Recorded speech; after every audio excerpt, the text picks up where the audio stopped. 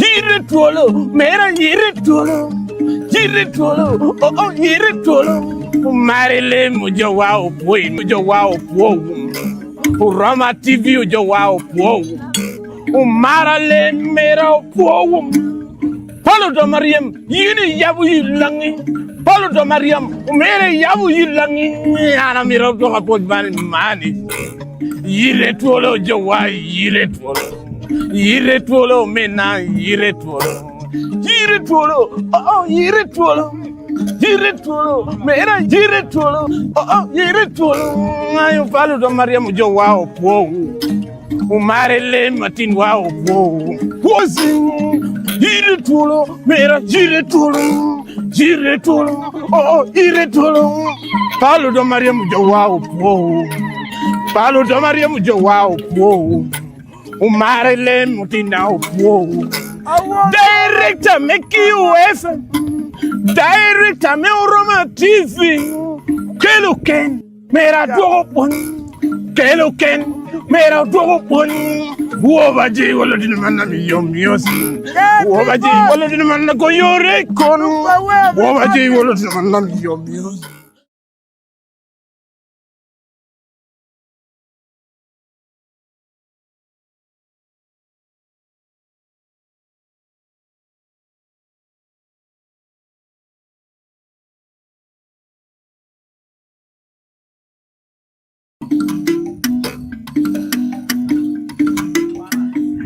Hey.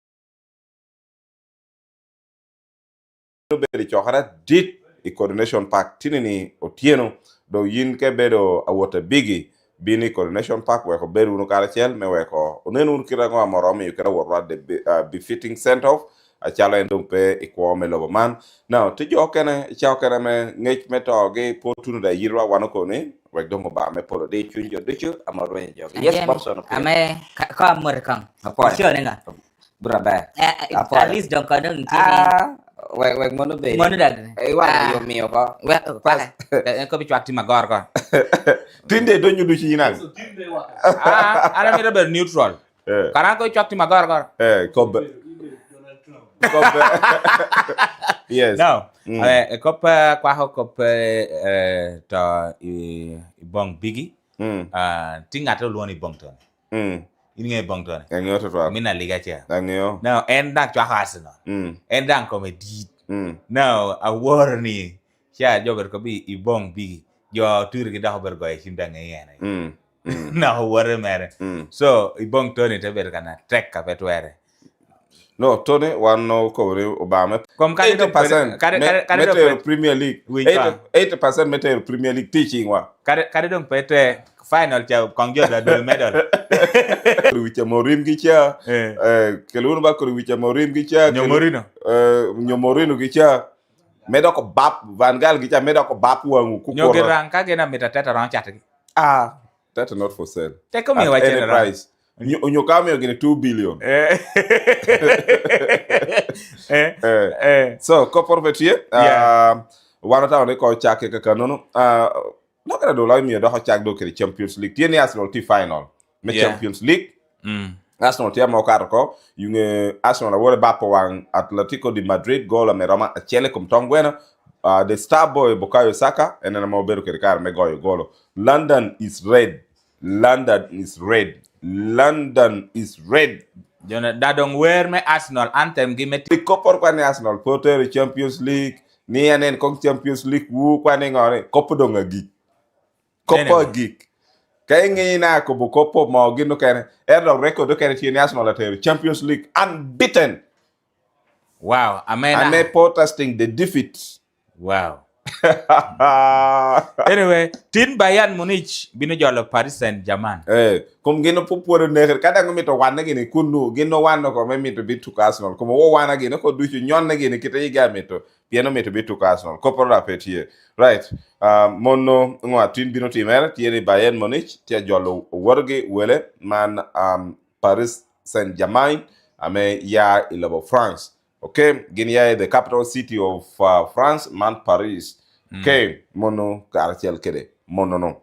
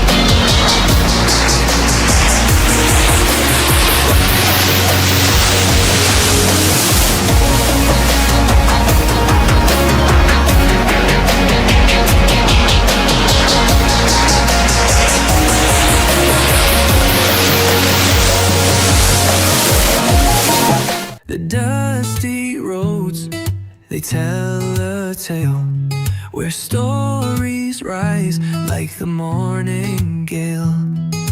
Market stalls and a beating heart, lyric cities where the dreams all start. A sky so wide, it's an endless blue. The fields so green, they're calling you. Drums, they echo through the town tonight. Lyric city shining like the northern light. Bow dust, weave through the street. Life's a rhythm you feel in your feet.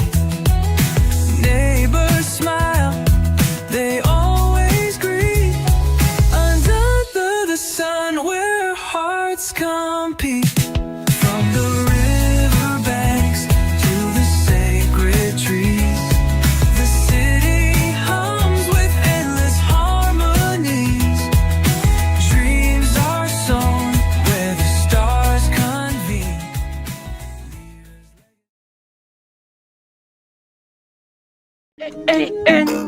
Yire Twolo, mera yire Twolo. Yire Twolo, oh yire Twolo. Marile mujo wao poi mate. Urama TV ujo wao po. Urama TV ujo wao po. Umarale mera po. Paulo do Mariam, yini yabu yilangi. Paulo do Mariam, umere yabu yilangi. Ana mira do kapot mani. Yile Twolo jowa yile meti online kati QFM nyo Yorama TV we kwa kong doko moru udiku mene atini Bobson keren wako jameti online normal track Ogong Jimmy Tiakobi James and Bobson, good morning. How is Lira live from Busia?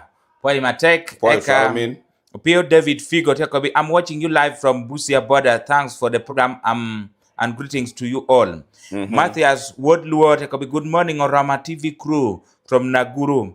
Eka Bernard Akor Tiakobni, good morning my brother from Lira City. I'm live from Lubawa, Entebbe Road, Kampala.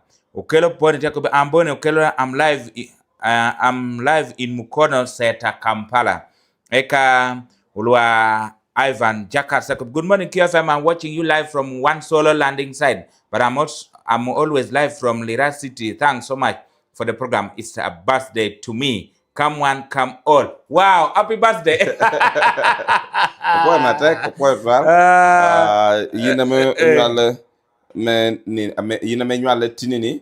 Kwa matek to val udiku me ni na tinini amot me mar jo me birthday gitini jo mo nyale gitini o tina tino babies one more matek to val udiku me nino tinini. Ja me bero nge me ni na tin. So okay. Eka photo to dong QFM otie karashel kedem Ambrose Emai. Good morning, Ambrose Jolly from Lao College. You are welcome. Achuma Patrick, good morning, team. QFM watching you live from Rwanda, Eastern Province. Greetings to all Arsenal fans. Manda kachwa Arsenal. Wagman yole ngiti. Yamu yelo agini kwani ngongogre o lengini. Chenga karke biram yinde biko. Alele Joshua Alele Joshua live from Kampala Chitende Entebbe Road. Mona enamenutieno. Yeah. Okay. We worko atira update meni natini and chalnen wan tir pire obino beru karchel ke Denis Samson Bois on phone obino beru karchel ke de Dr. Eunice Apio Toko on phone obino beru karchel ke de man Dr. Gilbert Olanya on phone obino beru karchel ke Dushu man met him interview Dushu utio neno the Protection of Sovereignty Bill amaworo passing ka president kercheo ka yetap bino beru an act of parliament so obino neno minuta timere but also in between obino mi yunge yukele debate beru karchel ka me wor kere ngamo ko ngoni ngo kere ngame po ko ngo kwene magno gudushu wana bino beru kere ka me mi yunge yo okay obino beru kere ka me mi yunge yo so kemi wa ko mal tral update ameti bodokaro me wa kwa chak interview da okay we kacha karchel kere minister mona me bo ko me minister tidi me bulu gade ja yot man balam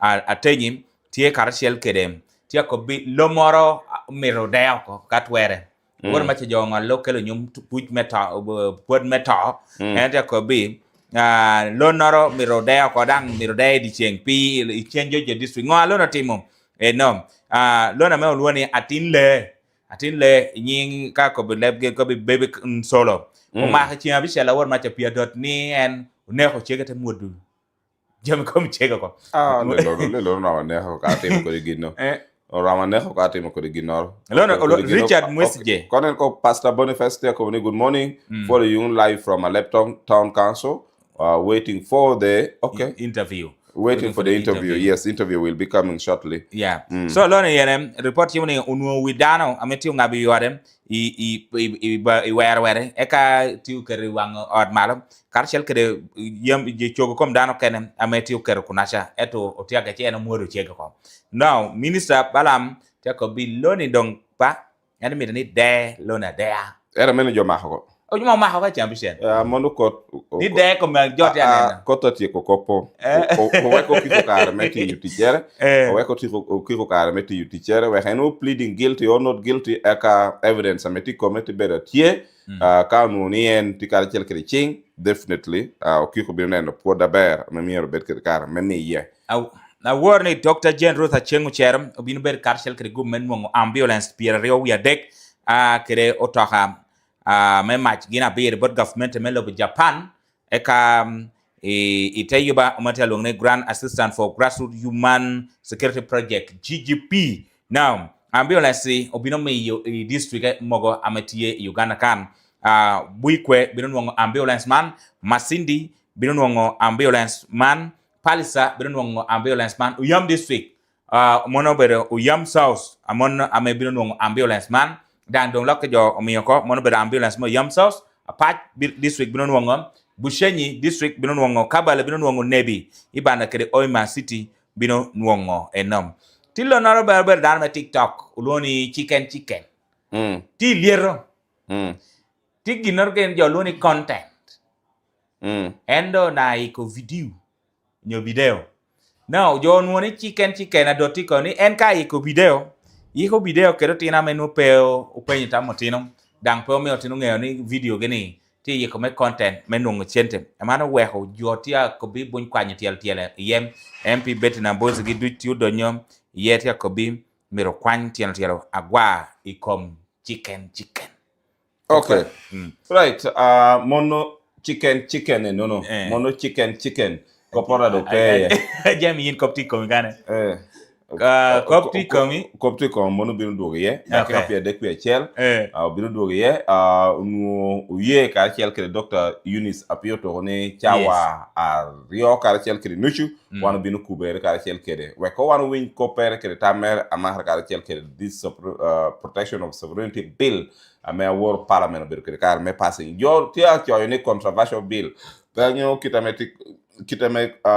ticket very controversial onendang members me parliament apollo ko ne gino bir war court me challenging this controversial bill lawyers apollo ko ne gendo tur o kwanyo gon gyo ko tur tengo ka puye to ko wore kwa me chato wel to do chen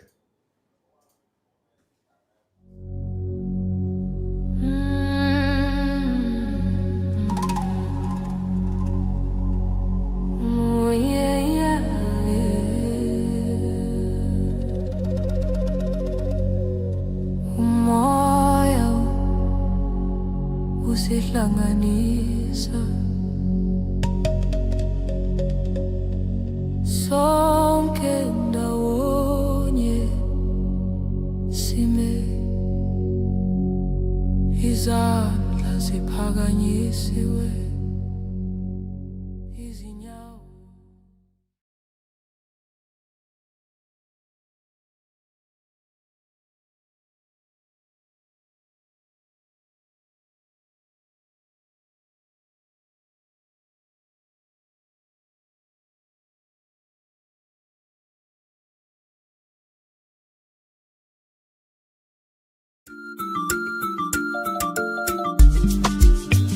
Aya, Jumelao, Yite.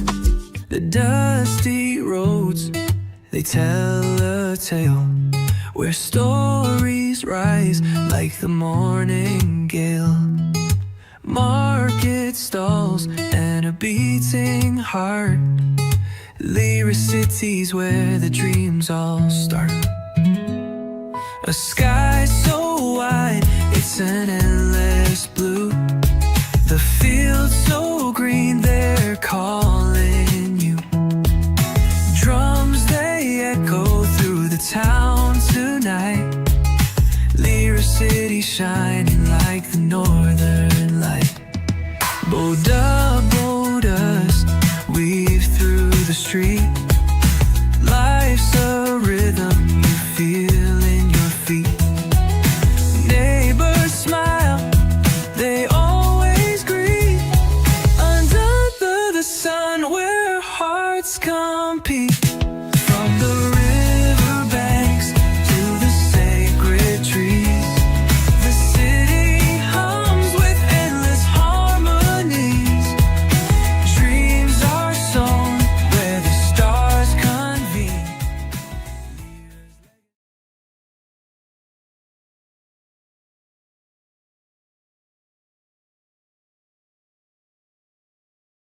Josh, Kobeki, Mano Bedo, Werikin Point, Ikomo Tinlangario, Winyabe, Motie Wala Moro Lobin, Yire Twolo mena Yire Twolo oh Yire Twolo mera Yire Twolo oh Yire Twolo ayo falo do Maria mujo wao po umare le matin wao po ba ji wala din man mi yo music Yire Twolo mera Yire Twolo oh Yire Twolo falo do Maria mujo wao po falo do Maria mujo wao po umare le mutina po Director make you FM Director me Roma TV Keloken mera dopon Keloken mera dopon Wobaji wala din man mi yo music Wobaji wala din man ko yore kon Wobaji wala din man mi yo music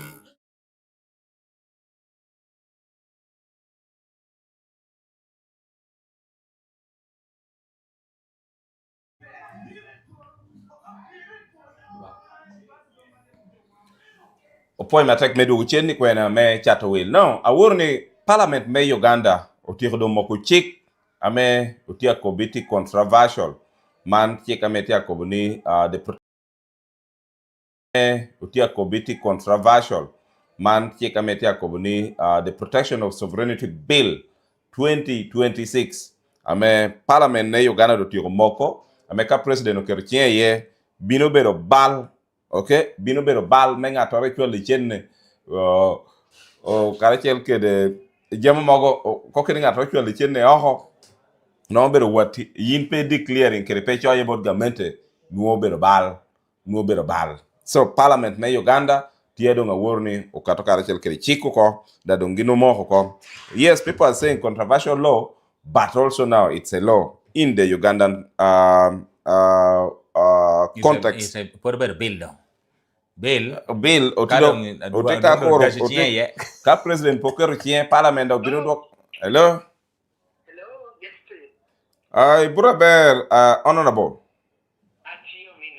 apoyo nyabere James Marilem ti ye kan kene Bobson opio iti we ya make UFM apoyo QFM now omit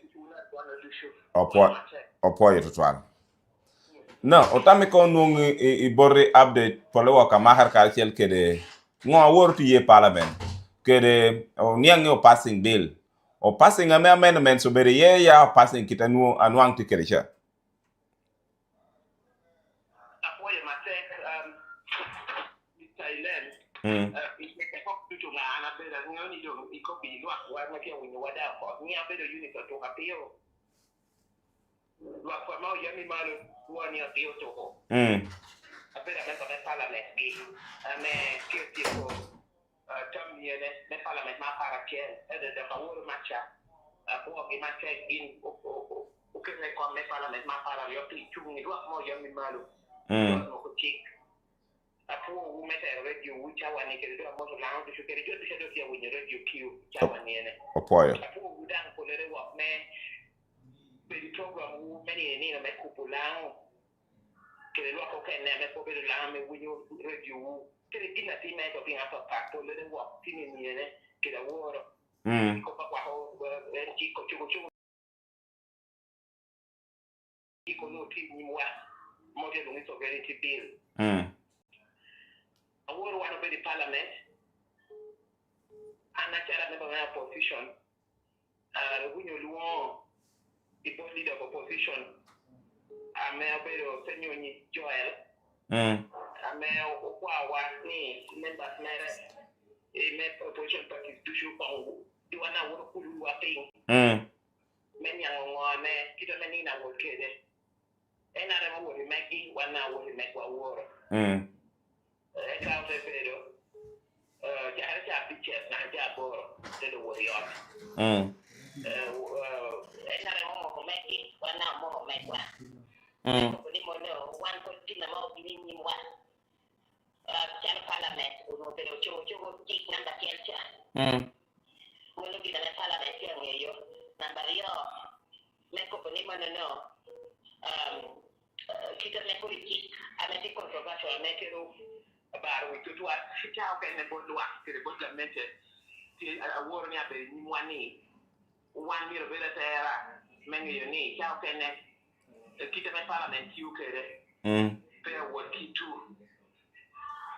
kitu donc o yu ne ilamet ikoli en minority report atieni minority report obero report ame committee amenu yo mi teach meki yo menu yo na meyi kutik kawor macha ni do para beach medu ma para medu ma ngwen ukero chogo tik meto kero chogo tik kere te kwa ni mwa ke le mwa mono pe do ye mono speaker twa o te twa do ko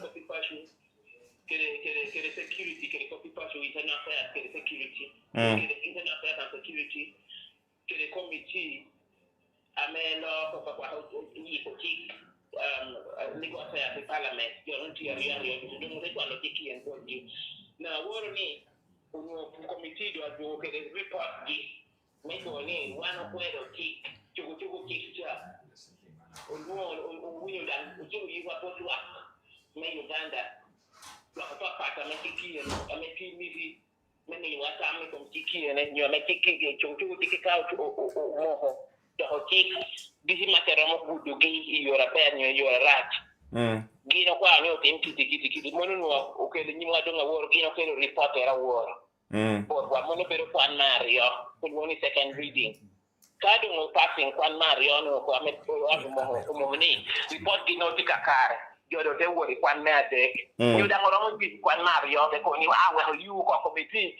unu oni a chogo tiku eno kwa nyo kwa do ni parliament me mede Monu wana no tuta mani wana jalo position kuno da unero ni kiwo choko kikyo no pero wa uno tangwa tieni kita mejo riu me tara kire na Uganda lwa ko kene amekira bishu ya de kwa ubini ni committee ni chapira pia peke ya hadi ndo pia wen na woro mate ni ya bichu kato ndio pia bishu ya ya Capi il rischio di essere quello. Ok.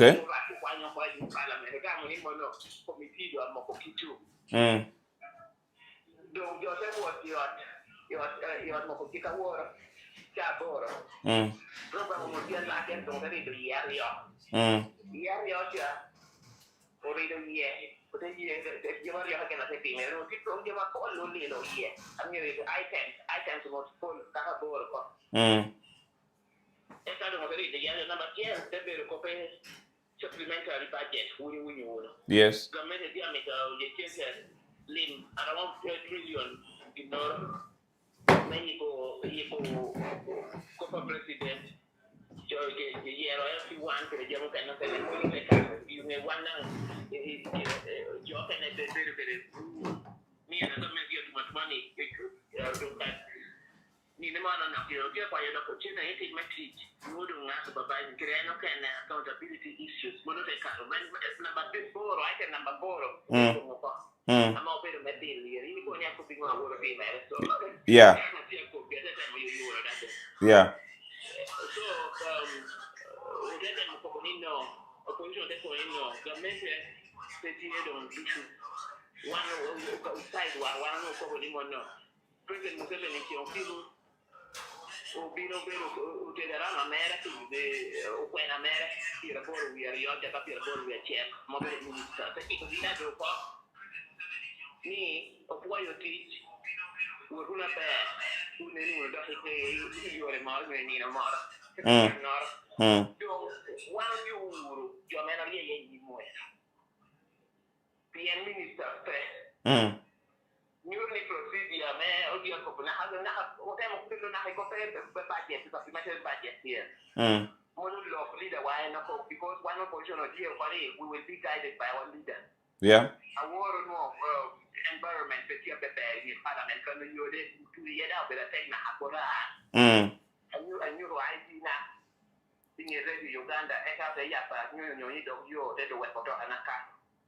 So, quand on a dit que nous pas la mettre nos petits ce qui est aussi tight, il faut qu'on ait bien interest nos tiers donc toi we go Uganda so that money mono o me security better no way parliamentarian qui jamina yora meke yeah donc on était mon compagnie government c'est first thing pretty full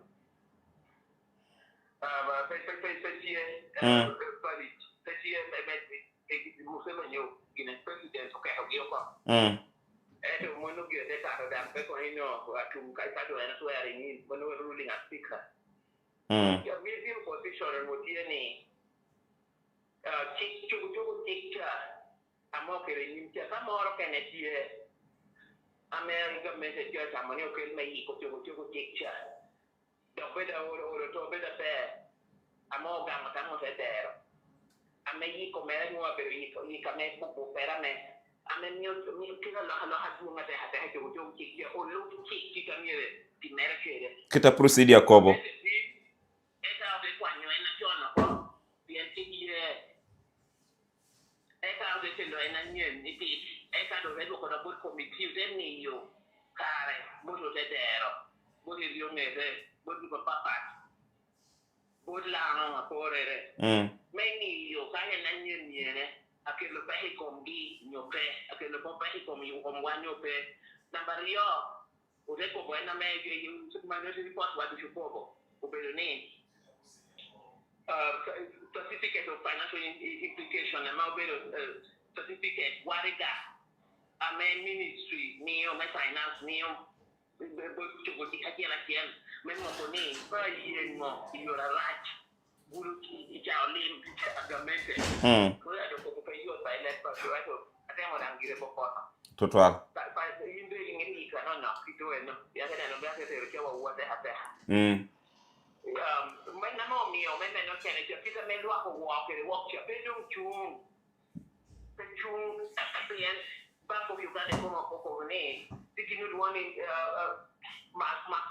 macro financial shocks ayengo kireme Uganda wo mo kiu ke de lim polere wo na kwa ho na bei biashara na yayo ho de bi Uganda kana the rest of it eta to mamba yo financial implication certificate mo puedo neno mio area ko ni mo no ita unity applying men mo certificate ti chulo chente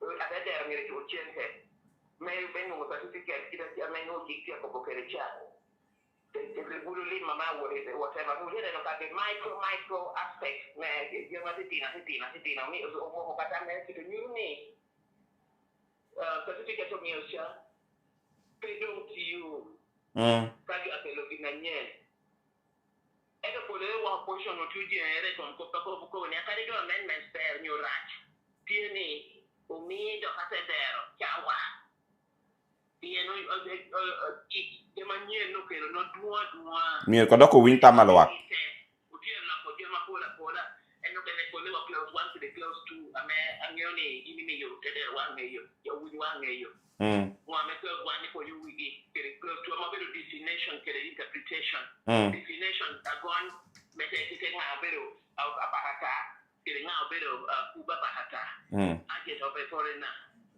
mono ko le wa fa wa no dia wo ni do mejo lo me hore mi ko wa mi wa te wo o de ko ni kali we wa na kwa me ne kwa ndo we bi wa na tu re ni no bi ti ko ni yes government side government kwa ni ko start spending ko ngolo ko procedure ame kita me parliament UK me ko ni kado o ke lo report parliament committee ni o ya chawa o dimo je Mario number 10 pero debating ni no community na de parliament with members me wo nyamo kon kambi akwa ho bi na report of bino obedo e ta de bino la rie even in a day ni ne mor ku ni jado ni na de ko ka mono no ko de lo yo wa ko ni mono o mi ni na te ku no ni na te ki mo mi wa kare one opposition ke Uganda nengi you report to the piano ko report yo bino nyen e lo ka ta ni wo ro ka ne ke me ke o ki so mono wa de ko ni video opposition de ko ni one let you ko te kwa be ko pin o de ko ka do be na mano ka mo ka ti wo more than 40 ama chu muru ti wa me parliament ko ni speaker mo o ye ji ka mo ye ka wo ni pe ni wo ni you splitting you dividing the house one wo is lobby why side wa NRM wo side yo de to yo nyinga na tiara tiel me ne ni yo ati ama ye nke ka mo nyo pe e wo wa no na ro ti ra pishu ye ke ken ni ya yo di no kami ada di ignore do nuo pelare na Mario da me sai da me da ti tamni e na do mi jo ko lo wa ko ni do mi na de ho da pe ni ne yo da dero che one members nyango kita me committee wo ki ko ne jame gi de ke tingi ya ni din do wo ra ni jo da nyamo ko pe awor do ko de me da ko ko ni din do mo mi sa pe ni gi na ni ko ni nyam ko ko pero mañana lo ye esa peda pe Mo do wanda ko chu mo de ko no. Debate be da tie o ye wa nyam mo yiri poti. Yeah. Ye no will one no. Do ko de chu wa wa chu ko do de chu wa. Ye no ma yo me da ko ni mo do ma di me we yo with the prime minister here radio. Ya ka de wa no. Di le ni no ka de gal wa wulu ye ni ki ko ta so. Dan do le bela mo no you know one kan ni wa wan jo me ko ti committee ni ita wan no da ne ni o ke do ni o ko ni minority with the poll the NHS and job blocking debate was blocked yesterday ka kai ne so and let the parliament back page for you you look tik for you PNC ko you ko award yes so kita mo do mo de mo ko do mo kita do mo ke de do ne no kita me committee na ke si jemo ken akira kwanyo duogo o kwanye ko lu aka me de ko lu aka tuan men nyon no pinga te ka wor macha kuna tio pepe de kwano men nyango tira ti ye no kwe wa mi na de ko cha pia neno ni mo ko sia me o yiko ko de mo yiko apia de kera o ke mo kwanyo dino wa me Uganda ameti yo ho pedo mo sia de ngo wi ni o pedo gini ngo forena makaka Manu gina me aworo aneno wendo. Okay. Na barrio, gino mo ida barrio. Aje ta forena to kita me tike no ai mo bero mo. Mo do bero mata me ku bere kede mata po bere Uganda. Amedo no be real foreigner. Mo do bere foreigner. Mo na do buru kai bu wor pika dia ko penyoni. Kada an do fi embassy kan ko na mo bere Uganda. Ko de mo ko do ni mo na mo do bere aje ta foreigner. Kaji ne ngaka chuli kwan ko bere Uganda mo ko libero aje ko be foreigner ino ko skuli yes ka ko de para club na 11 no dia lo wa wo piene dia wana no do advertising kai when minority report yo bere advertising ni tiki ja do ma o ko tie do in place na bo ko be bere rio me na pe nyere kom gamete na je bo ko be bere apo is ko party para UPC ni amedango wana no tie ni watia wangi UPC ubero ICT number de amwena mo presenting ni do bia we amwena ni na macha kimere now especially now presenting amana tell okay one of the number ya you leader of opposition then you were presenting ameda ko lu obo obangaina enotero ni leader then ana this UPC presenting number when everyone committee pero que yo parti du chamwen se wa ko UPC yo mona wala wana tebe se plugging it and one of the things I want to uchumaro me ko boni nyuro ne tamma entities amo be ni mudu shukere tera amo be ni mudu shwe not considered important you will raise an entire party get tamere issue so when you plug it with the clap the night before, I mean, you know, report of PA in your computer. But that will be ringing and we are raising it on the floor yesterday. So that is why Honorable Kajun get a more better chairperson, man, committee, man, copy pass, you get security. Getting my for the paper on the floor in the middle of this presentation and the methodology. Tell me your young UPC that will be here. You answer to capturing money to me what probably okay. Although before you will do it here, that I pay to pay if you will pay time again. Then you read it and the better situation again, can report you need to not take care. Now, committee for me okay. One of the one we and no matter if the documents, many you can law, maybe more, you know, get a walk and then Marempi, before I let you go, da ke hachiel ke ken kadar yo. Mena Michelle, kita me chiko karo kede in your own observation. Ti tuara ya po tikita anwangcha. Rachere, implication ere.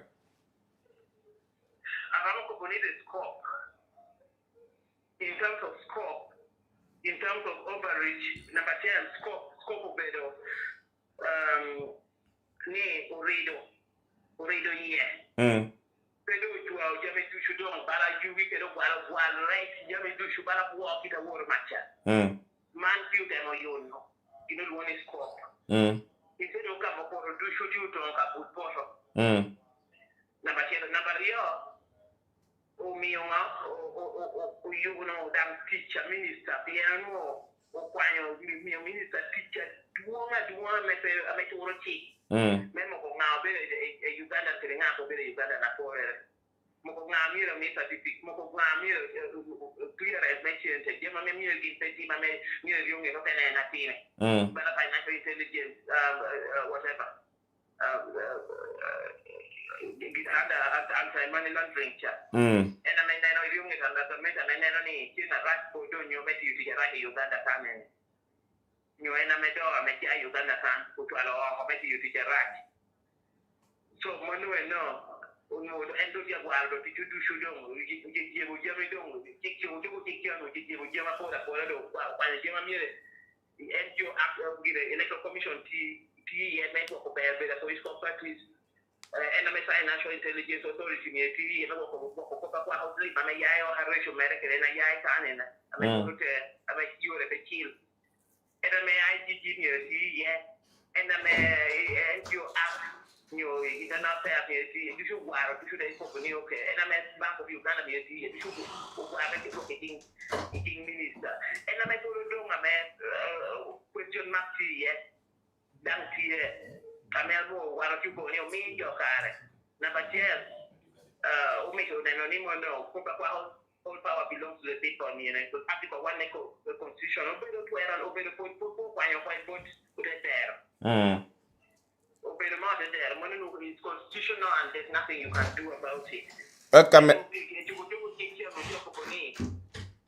you know why you're both government? You're both state.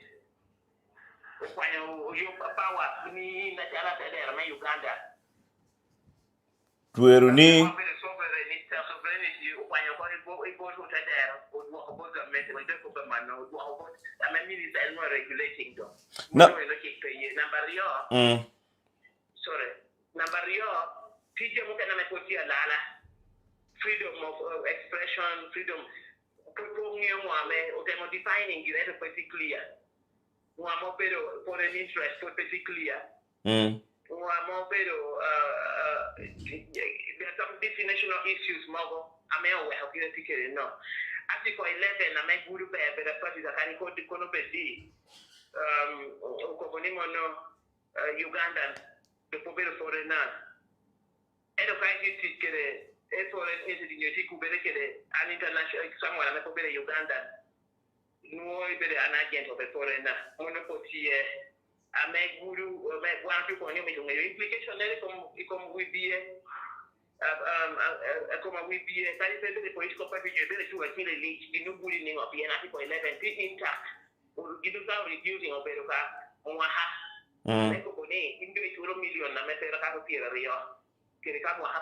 I need to see the year. It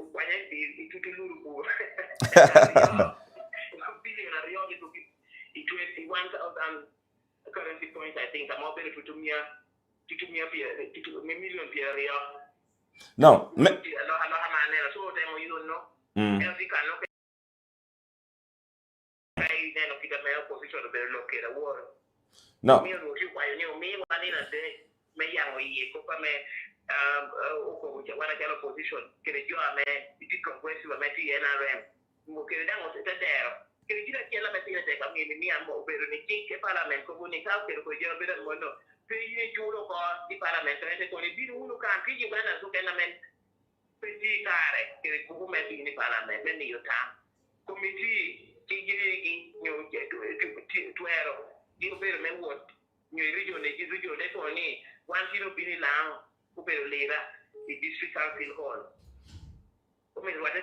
Stakeholders should be looking at when you talk about how to keep on the penalty matter. Then I watch that war look yes, but not report at yellow.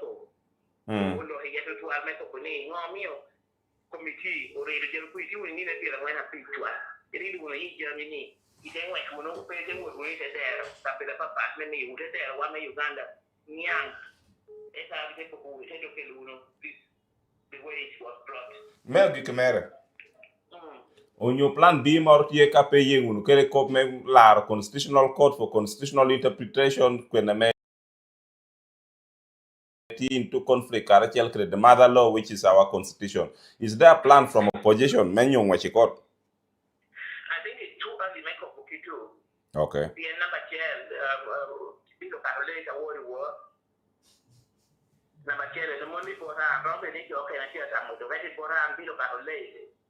Number chair, the number yo, telling you analyzing your years and I do have to go here on the trust to the most feeding to the parliament award. Okay. Olere wapa. Kitu tu roke de chik mekato bi la kadi pera kai rai wana tu company. Yo mi ro timi yo roki ye. Yo ra menya yo ra menya ma ta parliament ko na bidu. Parliament ora para biche. Moni president ye. Moni chikado mo ke beru chik bedo ko to ro ko yu ko. Okay. Apoy matek chawani. Apoy matek. Oba medigum. God bless you. Amen. Okay. We kwa work kwa check me chat will tutwal eka otedu chen.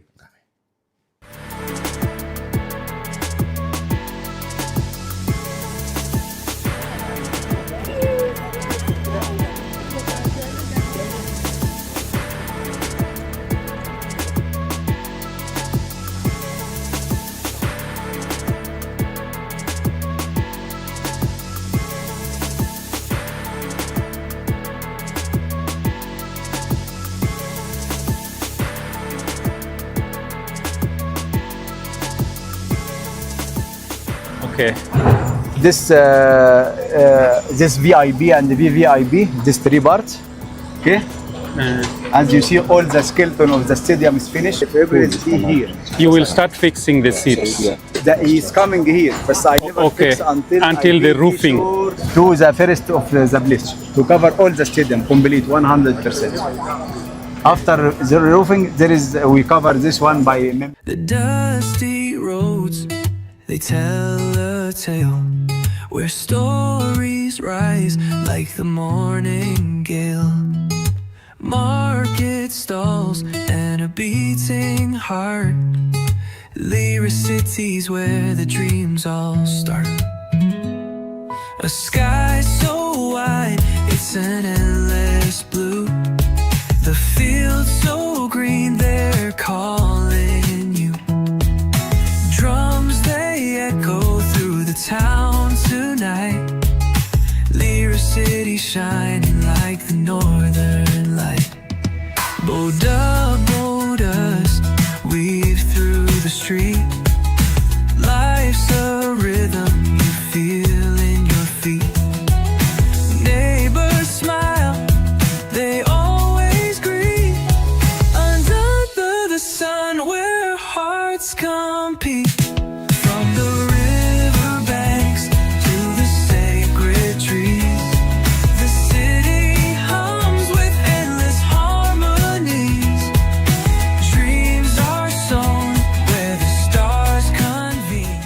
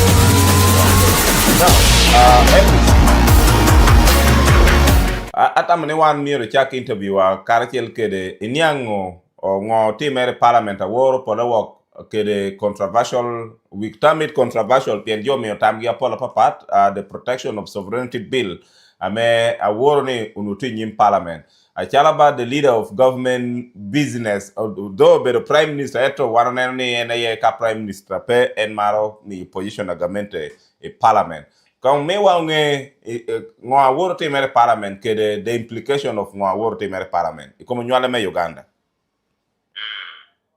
Yeah. Amir niya po kong textual radio Dario kede jo ametia winyo man voice of Lao kede radio Q amida po atek mami yakare melo kede luak me Lao ke winyo radio Dario ni Lao kede tuping apo pat me wilo aworo parliament me Uganda or passing the Protection of Sovereignty Bill 2026. Kawano kopa kopa mo dugile blao, mano bedo chik ame maho woko tuero alobo me Uganda, unyo woko tuero unywali me lobo me Uganda. Kita me atama ni oromo kopo kere le blao eno. Nami dunia cha kere penye me we lao nyang koma bedang ayot. O marele miniti turi. Yes. Elvis United turi. Ateni. And then is Amtono Boda Titura. Kono anaya arepino areta moni alo turi.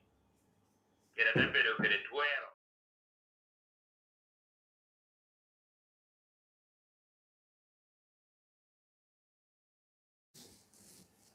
Ano mara ni modo neher ka kanu. Absolutely. Absolutely. I mean, the come young from that perspective. Ni chik ame ama kutwera lobo me Uganda. Roma kede yin ke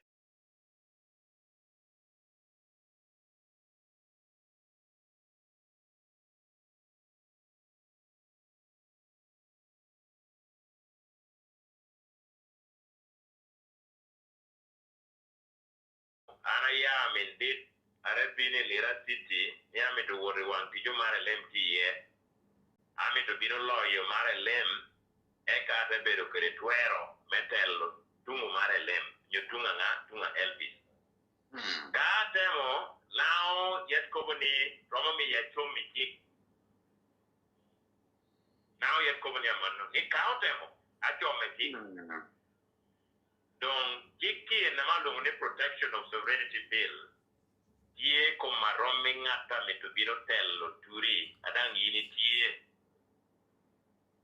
ngo mi ugamento donyo kere chiki mena majel gamento donyo kere chiki mekte te chich onyo mi tuero ametie chura na majel me penchik me Uganda mono reto moni to give effect to Article 1 of the Constitution of Uganda.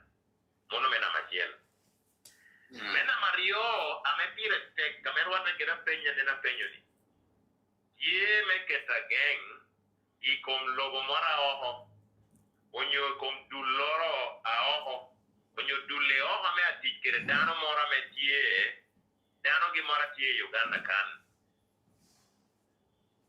Ikom me fuero amegino tamani tigre jeme gi moro me destabilizing one sai doma mena Mario de Koni billi tia regulating foreign and external influence or interference into the governance, politics and decision making me Uganda no mara lemje Koni ubua pei bintura meginu nyuta ngoa mira anati wekana titura ana bero president, ana bero vice president, you know, Elvis Dantia Kobo the same. That is Namario regulating foreign when your external influence. Ikom Lukwame Uganda. Mena Madek, Chiki and Tieme Konyo Ko Chiko Kene, more than need to complement other existing laws like NGO Act the Anti-Money Laundering Act. Ekemena mangwen ticket ye tien dung lobe man tie donyo kene tika me maho sovereignty. Uri dine no ngwate tiye by Africa kan. Kita ka mende tie ko kede. Yinori lo mara oho ijo ge mara kino tiu kede iye kane ne mende stabilizing gamente. Yine no Libya oto. West Africa panyang lobe dieme wana ticket examples ametiye. Donc ticket ye to align Uganda with modern sovereignty practice on your president. Piente Uganda kekenda metu donyo kede kode tiki. Now, mwame wuruti ye Parliament otim adopting mwame wanatu luomone harmonize position na gamente on the bill. Okay. Yeni nyo bill mena majel unutike ne jame mogo ame okelo debate. And I want to also confess Jami Najamo kita drafting in that law by your drafting Attorney General Chamber, no drafting a bear. That is also the truth. So let me know Caramel Kelo, Eka stakeholders, Bino, NRM government, and Jalo government, may win you than Tamajo. Then when Tamajo down meal, get a proposal that you cannot do you get it. Here that thing. Let me Attorney General adopting to the Ministry of Internal Affairs. They would revising provisions mogo and give me a word of one better thing in our harmonized position agamente on the bill. Tando mio jamimoga no tia the tech kame tia mako areas mogo nyo definition of a foreigner monoda no tia me very very clear. Do ana miro nia tite luang melao kuna mia po pien ana miro driving pointer by me ya po. Lao po ya be ne karamatin lao luoni opore opero president. Amino bino toro gamente. Opore woro ichohara tuong me chogam Singapore entelo kachalo dana metielo con behalf of African leaders. You are not ikunu kobone Prime Minister me Britain me karanaja tetan kopogiro ko meeting ijo kene tia do modemo na do kan endo karo kene do kinungo gamente wotimo ngo. Pero tie. Now, it is on record Loverio, Obino Chuaho, when you borre, Igamente Nuetera. Israel, we know you, Credano Gimora Muti, Uganda can. Eka Britain and Betty Credano Gimora to Uganda can. Manda do Pobero Israel, Mejo, Amogadon, Areki, Gamente, Mirokotua. Your return in Ojo, do you dear Neno, Museveni, NRM. And a Mila, Onginwa, Mereuti. Ken mono koyi mena no tepa me yini wot kerenyim niga meto boro bino to bien yo me Israel yo me Britain o ya de tikere yo ki moro nyo dano ki moro no ti Uganda be stabilizing o boro tanga mena de to dango de ko ni yo ngeni na pa Britain de bero na majel me recognizing na jalo president me Uganda donc pour tiki en tia mito dealing ke rekodi jo no yiri ngata me ya de mi do ni bin tura yini de loyo tura kurina turi tie mo ame tiki tia dealing ke de no mo ta oni ame ya chala an example kita mega mento borre amino bino gine ku ke jo me na no support ya mi ye kai de no trend na meti Africa jani jo e o ne ena tie supporting jo gi mo ga me no giro kerro I council jera jen et ke civil society organization now that is stabilizing country morono and we shall degenerate and get back to Karareka Joe, Bino Burri, or Lirakano. Is that what we want as citizens of Uganda? The answer is no. Now, I think you can maintain a tech, you can win your company, Logo can Iki in Uganda, Loki and Natami to Berukere. Loba Jalaba Canada, Ticket Tiki, make good warning countering foreign interference act. I'm passing in 2024. South Africa Ticket Tiki, make good warning protection of investment act 2015. Kayite Rokirimoro Kunini was investing. Come on, now you are a bear. United States of America, and I don't think a chicken on the law, only Foreign Agent Registration Act, 1938. Singapore, ticket a chicken, only foreign interference into bracket Countermeasures Act 2021. Kenya dan tikere chik anote lungoni Treaty Making and Ratification Act 2012. Igi nono wano keto chiwa ye virality in the best interest of Kenya, protecting the sovereignty of Kenya. Israel tikere kore chike, Australia tikere kore chike, Hungary tikere kore chike, China tikere kore chike, India tikere kore chike, European Union tikere kore chike, France tikere kore chike, iya kina lobe okene. Now, kaini neno, gin lobe ni man gin luonge ni big brothers nyo big sisters. Gungere gin joa big brothers ni gin eno mearo gwaro wiyo tina tino, ha? Eno a big brother ena gwaro wiye young brother. A big sister tia gwaro wiye young sister. Eto gino insulating themselves o kutikere lobo, utikere ngo, utikere kore chike me protecting ngo lobo gi. Yin na chalo mare lem, yin na chalo bua, yin na chalo Elvis, pero mo wot kunu tero to you jami. Ti winyi kwa kore chike countering foreign interference, protection of investment, foreign agent registration. Gino tikere kore chike ne, gino mito ni, wano bet kera pe me we, gino tikere agents ge me destabilizing wa. Do wana miro ni luang me lao miro dange kore mano. Now, ti jamanu jobero kohie. Chiki agengo dong atin lao mora nyo rihongwecho ti UK amechwaro chiende bot papere nyo bot totere nyo bot kwaro mere amita titi luang me lao ni chika me aworo parliament do passing. Binum pod mi yo anyuali moro kiken me Uganda meti oho Twolo chienta yaten Twolo. Mano luoni remittances from Ugandans ametia working abroad. Chiki pia makukurikano. Chiki pia makusupport toro ameo chilam nuo megero mosque. Ameo geri nuo megero churches. Ameo toli nuo nyoi Vatican megero chapels. Chiki pia mako. Support to religious groups. Chiki da dopea mako ginamauti ya lunguni foreign direct investment. Iya kina jamo kene. Chiki kita mea woro passing kede ena me wando tu lunguni harmonize government position on the bill. Kia me do merdo kena dog bear. Kia focusing on foreign, on your external influence, on your foreign, on your external interference, on governance me Uganda, on politics me Uganda, on policy decision making me Uganda. The over 30, I think about 32, 33, closes a war passing, here rotating around area ni. Jama me no ti controversial, uno tie dang areas mogo. Me a tiel no tie definition of a foreigner. Anakwa yone reporter committee dong tie committee on social media.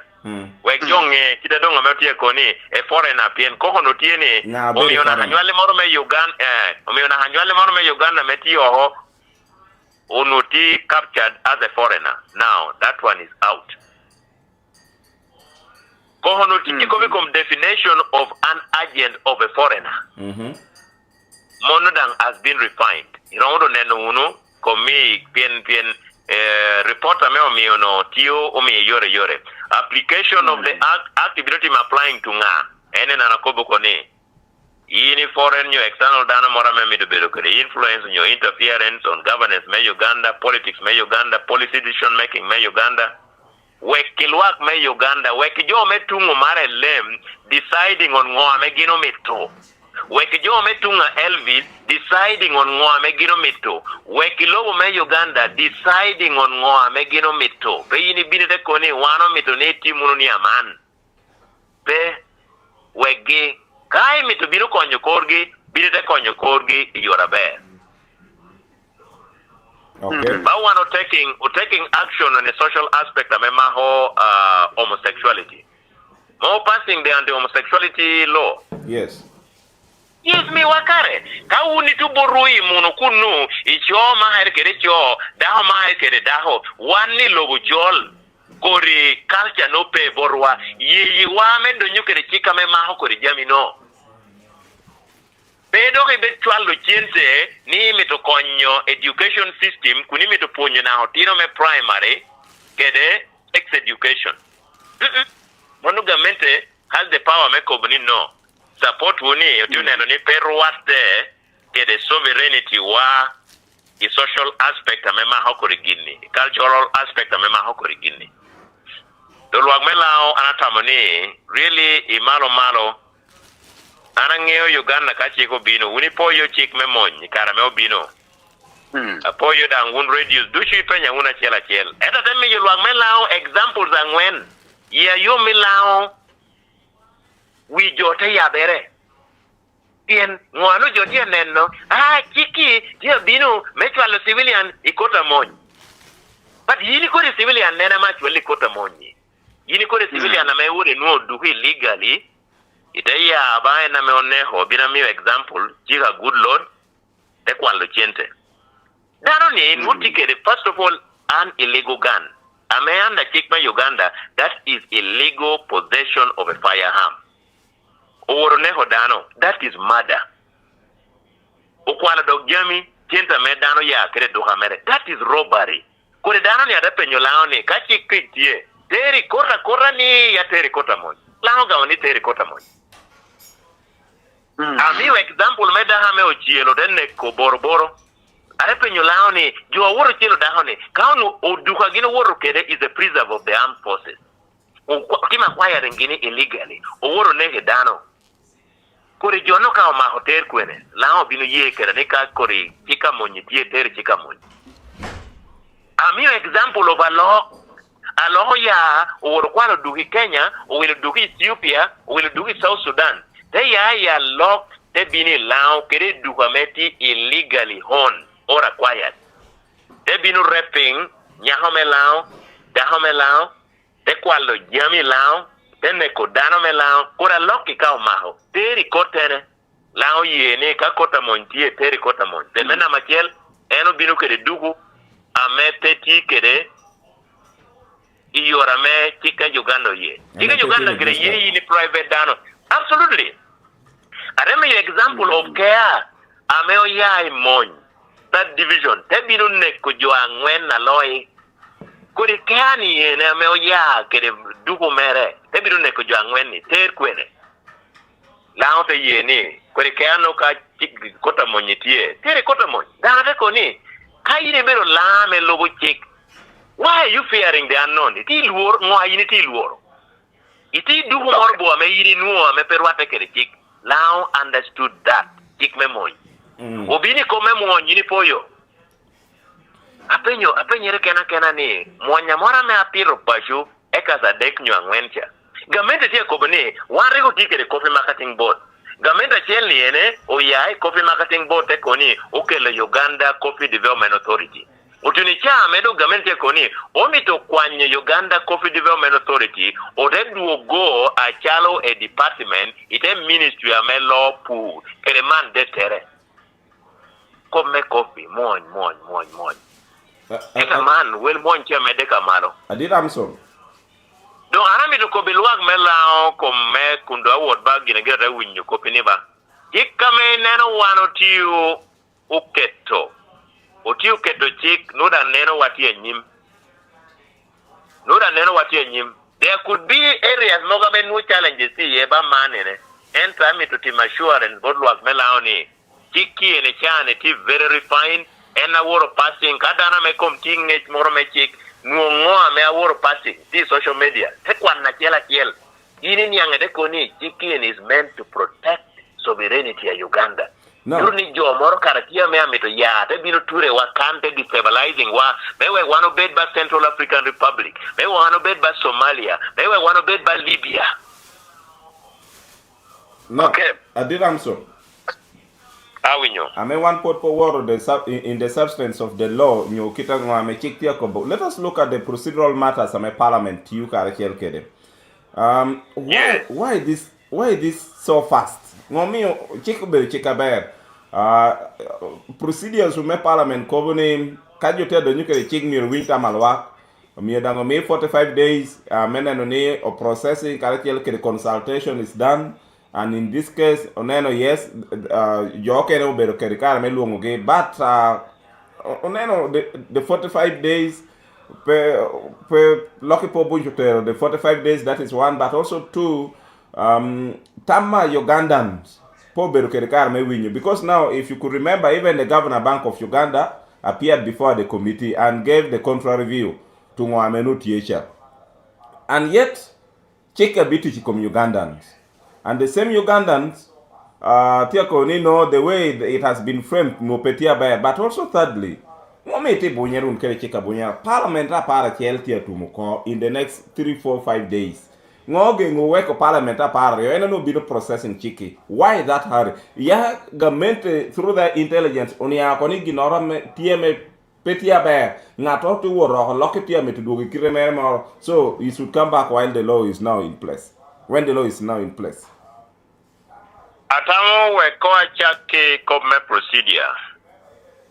Rules me procedure me parliament kobone ka a private member when you government or introducing chikore parliament or Twolo to the appropriate committee.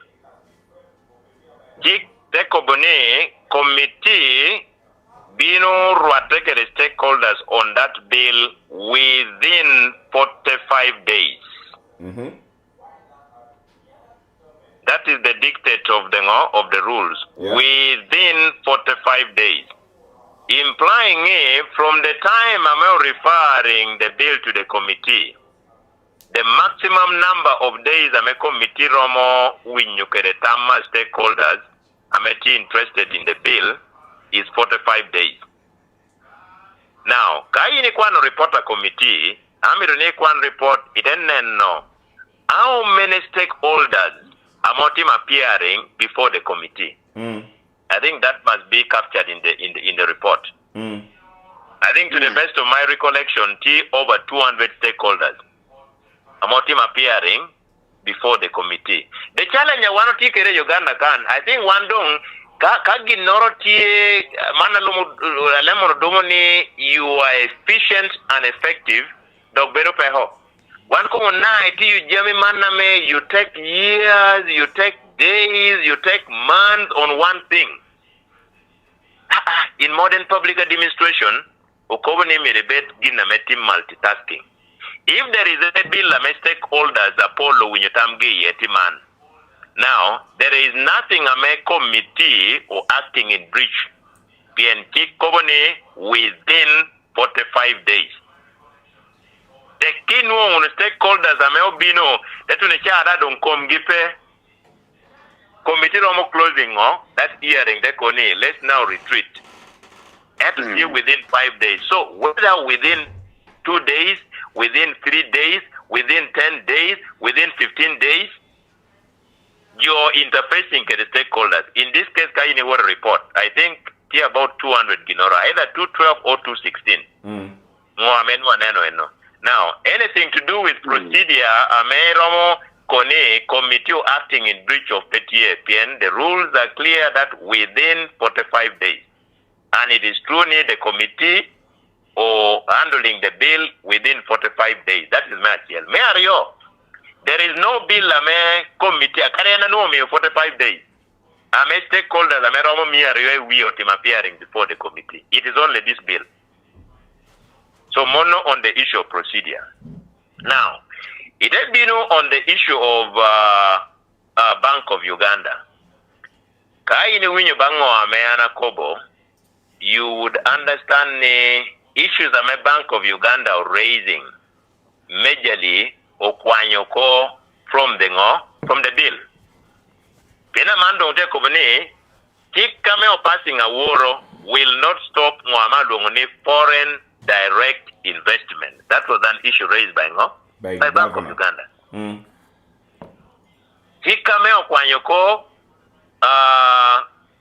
Petia gengo remittances from Ugandans ametia working abroad. That was also an issue I'm raising. Now that implies government winyutama stakeholders who appeared before the committee. Bank of Uganda. PN foreign direct investment is out. support or donations to churches Gikoringo, T out. Remittances from Ugandans Ametia working abroad, T out. All these were major issues Amengo, Bank of Uganda raised in the original text of the bill, which was badly drafted. Now, I would again say, relying on input on your Giname Bank of Uganda Kobo, it has been taken into consideration. Okay. Now, your last question was, why Jotia Harim? I really don't think there is any argument now, Maralem. Uganda wana unukere system wa ilingioni bandu license for an investor in Rwanda. I think it takes about 4 days. And in Uganda, it takes you about 3 months. Ka 1 month, ka 2 months. I think about 3 months. Men wongo license may yini binu investing in Uganda.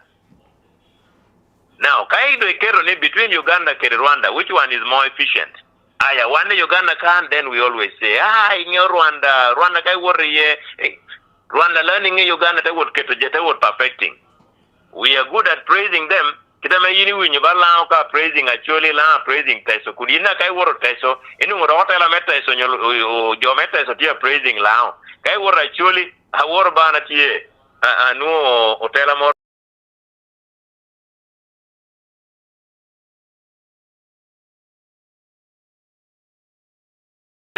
Actually don't organize law wako.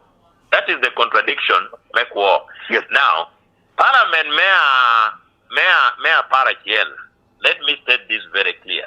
Ingeo Jordan ticket, the contradiction na Jord ticket. Omara lem kai ni war repentik me Uganda. Chora pira biro we biro. Then no rekera dek.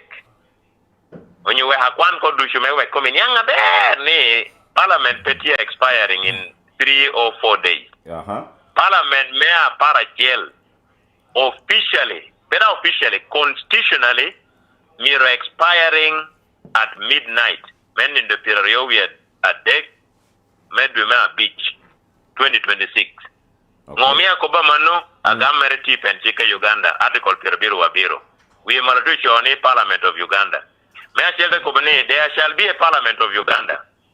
The composition and function of Parliament shall be as prescribed by this Constitution. Subject to this Constitution, the term of Parliament shall be 5 years from the date of its first sitting after a general election. The first sitting of 11th Parliament after the general election, the late Olanya as Speaker, Anita Mong as Deputy Speaker, was named the Pirayowi and when Medwema Beach, Mohatumi Ario, the Pirayowi a jail. Ameka Yinibero Dana Mengio Chik Komatira Tira may interpreting Article 77, Sub-Article 3. You can't say ne term parliament take you term parliament under the constitution mirror running. Giname when you proroguing parliament prorogation of a break. Now kita me constitution what if frame kede. Yeni 11th parliament even after swearing members of the 12th parliament for Ramobedo. Yes. You go and check article 77, sub article 3. Put Ramobedo. The entire company subject to this constitution, the term of parliament shall be 5 years from the date of its first sitting after general election. Now, the first sitting may every parliament of the chief justice and a chairing, may year speaker, young year speaker, the presiding over year deputy speaker. Manoberu ginachela me ana raising even in cabinet. Meko bijoni, one or two beru unukane, pentikwa nigire, one kono beru pentika me tie tech. Every Jamoga metia new to weaknesses that year. Before you caramede later lanyato, that was when every Ugandan woke up to the reality. Ipenchik is very un-African. Miro speaker even a football you could not talk. You remember that? Yeah. Yes. Now, one man don't swearing in the president that is the end. Erukaini Woro, Article 77, I want to repeat, you can ask any lawyer. Maybe any lawyer, you can ask any senior lawyer, Nico, interpreting an Article 77, sub-Article 3, is subject to this Constitution. The term of Parliament shall be 5 years from the date of its first sitting after general election. I don't think the lawyer. Man, come carry eating your lemon down. Lemon mere completely. It was like British English, yes. Yeah, Let's back. Well, The sovereignty. Sovereignty. Because I have about only 5 minutes. I can. Some members of parliament, most especially side opposition, this particular bill was smuggled to parliament by the president through Dennis Samson Opua. Because Bill G again no tungeyo. Oberena me minister me internal affairs and you've been presenting board G. And so along the way I don't committee to UTG President Choyubalu because we need Dennis Samson Opua take it up with the committee members. So the bill got back to parliament. I'm in its original form. Kita mo binuke the board G. Yini ko bungaye. Tamani bill la meti nyim parliamenti bill a chiel. Petty bills are yo mono ko gina chiel la memero very clear.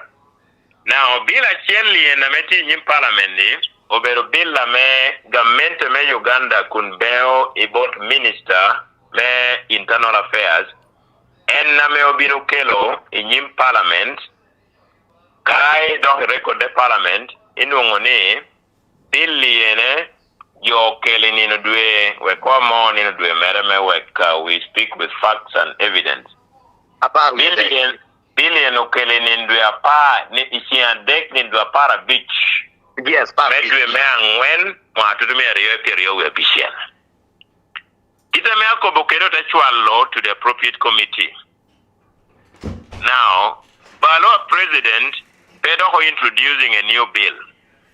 Bala president was more or less me your guidance ni bill lo no loki jami mago me ukeriye amedo perwate kede ngo amenu mirberiye. Now kati ya manno kuntebe okede stakeholders ama woro banena tia me example mejama me Bank of Uganda raising ama kwanye kongo from the bill. Now Bala president ama yire kobone pedo ho mi ana do he parliament may word doc introducing another bill. President Kaukovane, I have talked to Honorable Amson Obua and the chairpersons of the relevant parliamentary committees to make the bill concentrate on the sovereignty of policy decision making and not to meander in the areas of the freedom of private enterprise transfers or private money transfers or church donations. Man Bala president kakana unity kobono. Now implying in Nawandong award kobne, this is the harmonized position of government. It was still on that same bill. Ligamento nuone. Yami magano drafting a year. Ame mahoka kakan me president okobila e balomerne team ngo wanyoko. Ede na danga kwanyo ni akwanyo dongi nyim ngo nyim committee. So ngo ame oti ye no. Pedo kini bill lornyo do kiame Amson Obua okelo. Mana duonka tie kobni ana loho kede dana me konya tello gamente ame ti parliament. Ngo ame akobe imiro ti meni yen. We koma rio dange committee za bill ti ye ana ame ogingeji. Maybe and gino mi do attorney general ke minister me internal affairs no don kun be loko ando be ko no ando ade ko begi ko paduong ni ngoma duong metwene do woni nen provisions ame perwate ke nena duong e kwanyo uno ko e bill me wek dong en na mengo wate ke neno mere. Now can be the position, by the way, can neno the report, there are members of opposition are signing the report, the final report. Ilao wanotie kere joario ada wangmiro po in the committee gino participating in ensuring jami moga menutie amela habe betia utimongo aida okwanyoko oro jwa lahe Reading your lounge, look, let me report you, Danaba. Mirror the talk, whatever you look, will you leave? Aramida could be allow me report Honorable Santa Lume UPC. The Guilty Anti Committee, allow me report Honorable Court Bitec, me FDC Anti Committee. Ikarado to the general dog, young president, Choyo Baramecovene, Yewani Jemagotia Bibirie. Gino redang neno kapuru no ni mor no tie bibit gino de woti duok ko bitere ngoping and gino mi dong tik tie focusing on external influence. Amema chiel food pair for yo kanu onye menuk now signing the bill, the main report, the majority report signing beta ka otino war yoni geken eri ngi wandu ka wan ka lo ke laure tamani dana me UPC ka wada lo ke dana me NRM mir do Dana me FDC ka wata UPC mir do. Beti ginora me wiki ko mir wata ye for the interest of Uganda. Dana kwa lao mora me atamani ene lo hikom Santa nyo lo hikom Court Detect miro wano crediting Jono me kwanyo kagimogo ame nutia bibit bapala lao ichik eka odeti magreeing ke revised position ngo agamente kuna Tony General Ochwana eka Mario wekda na kobi kana le opposition miro dan wana mi launge ni ijele mo kameti Uganda ba wori neno minority reports tiba bishen ita woni minority reports bishen le kai ni penye weekend keni kuma me subject we to tamatek ita woni jo peti accountability board jo mo no kwa penya beta woni jo deti really what yesterday is when I saw opposition flat-footed, diffused, deflated, and gain no major focus on what in the other bill la menu la hitingo abibitia. And by the way, we have information civil society organizations mogo pia ketanyingi unudo choyigi dango o choyigi minority report. Ikarame government duogo rekobini no. Tunero ni kan mirtima man. Tuchingi da miruwe.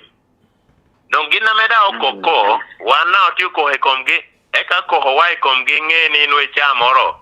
Karokene wano utwalo wangwai I odgio neno ngote tije kunu. Because we know the civil society organizations are not yet sponsoring some members of the opposition. Then get a country like Uganda, they deserving mebedo kere chik ame maho sovereignty mere. Kundano ni ame sponsoring opposition ni. I country mere kore chiki tingo. Yeah, wana otiko hikomgi. Kina pobedi ko hikomwa.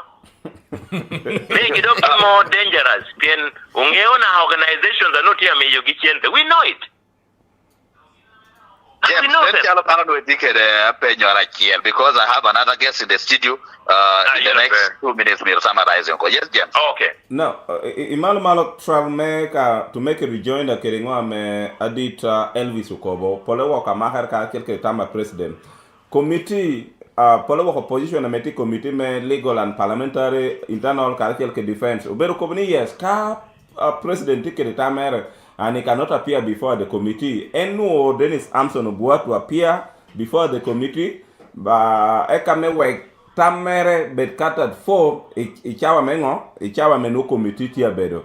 And lower again, you have been invited. You were invited several times, but you did not appear. But also too, the changes ame President Okello or the content of the bill. Timi bill bill and for them they were saying the government has all the rights.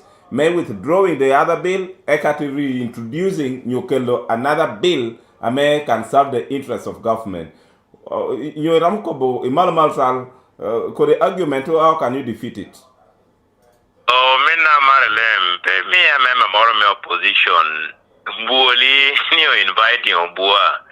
Onyo kai pengi menyuti balogeo otere office obua wene. Honestly, really, we really stooped very, very low. We are inviting Anna Chalonga. So that is not true. I tell you more pay, Pen invitation no chwaro balo ko mi ngatro mi bala me office now receiving no luwa nyim committee. Me akiel kada no luwa, I would go to them and tell them me I have nothing.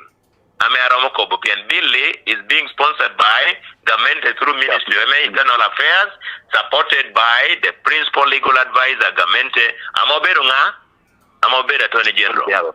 Kajita Mortia me President Ome Obua can still transfer that term to the relevant ministry or minister or Tamo to Attorney General. Now, come you invite Obua, this is not true. Kanga tameo kobo ni amano kobe mi e copy me balo a office of war receiving. Mono me akiel. Pome arioni bill anyen. Bill pobero bill anyen. It is that old bill amega mende tia koni kakan definition of a foreigner pedo defining may including Ugandans that yoho okwanya Ugandans that yoho ko ye aberoni aman. Does it make the bill new? Okay. So does it make the bill new? Can I work committee note on the definition of the bill? We propose that we delete the word blah blah blah and replace it with this. On the application of the bill, on the powers of the minister, does that make the bill new? It does not. Utiati amending Mwamenu Kelochiame Kone, man notia kwaneni a man, atamani lock ni a man. Definition of a foreigner notia including Ugandans ametioho, wana chano committee proposing kun nobere keringo after the general do rekobiwa, utamani ukwan Ugandans atioho ko, we foreigner, bed ngat tameo luoni a foreigner. They don't better define ni a man. That does not make the bill new. Bien, the object of the bill, peolo here. Aloha metia bini komwa menu bini nyimgi utika konia man nuchonia man utamani bedia man ukwanyo manoko man ti redundant kwanyoko yini pegom tieni ginoro kiema oberdong meddo even a meddo nywa kwany obedo within ngwanu okelo in the bill ameo introducing. That is why when you need clause 1 or clause 2, clause 3 be amended, clause this being you know. Absolutely. So me now marlem bill oranyen pe man komen machon na me okele ni ndo para bicha wana ko nienendo. Why the ala dita Dennis Amson Obua chawani borwa yidi community ni James marlem as you conclude. Right, I mean neopo Dennis Amson Obua pe me wadake ha obedo yenye total eto o tindo komo unue do ha haba me apono dong unue kom dong ha ha wana poidang total poidang radio the Rioni voice of Lao ke the QFM meme yakare meme Lao nyango kobikom bill ame aworo parliament passing good poy matai poy okay no bedo Okay, we ready? Monobela did Dennis Amson Obua, the government chief whip, member me parliament, me jury, me tidonga ya, okay, and notia me wange yo position of government tiening and mark you to government in parliament. Many times you are Polo Kone, or even members of opposition, including those in government of Berokone. Prime Minister because another man leading the government business I may not here in parliament and yet parliament the leader of government business being the prime minister and I be the chairperson NRM caucus the government chief whip monene no be Dennis Samson Obua ameno tikere yes Bobson ka wore ko cheng me chatwe ageno ni ka duogo obino neno obini nyamo ye donc Karachel ke the interview Karachel man Dr. Gilbert Olanya of the Kilak County.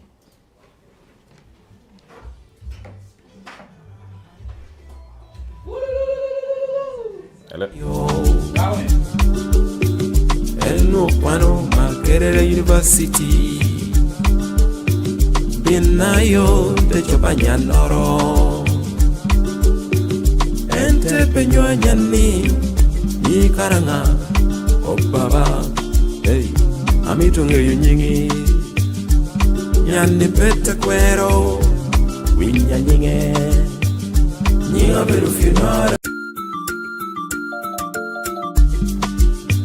Aya Tumelao Bugaliet Josh Kobeki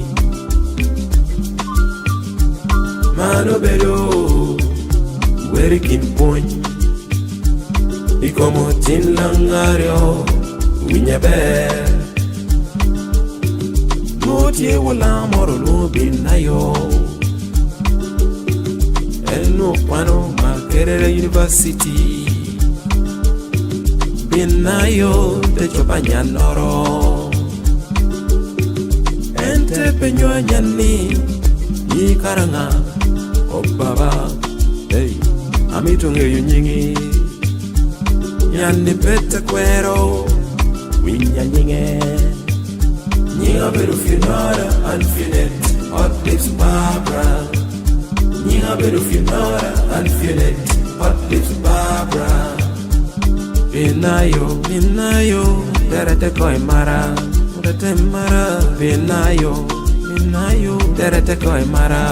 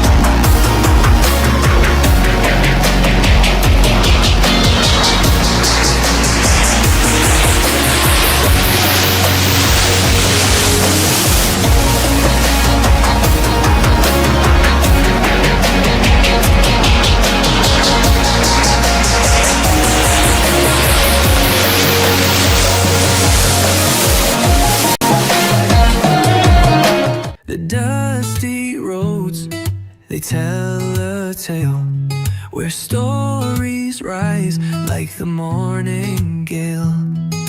Market stalls and a beating heart. Lyric cities where the dreams all start.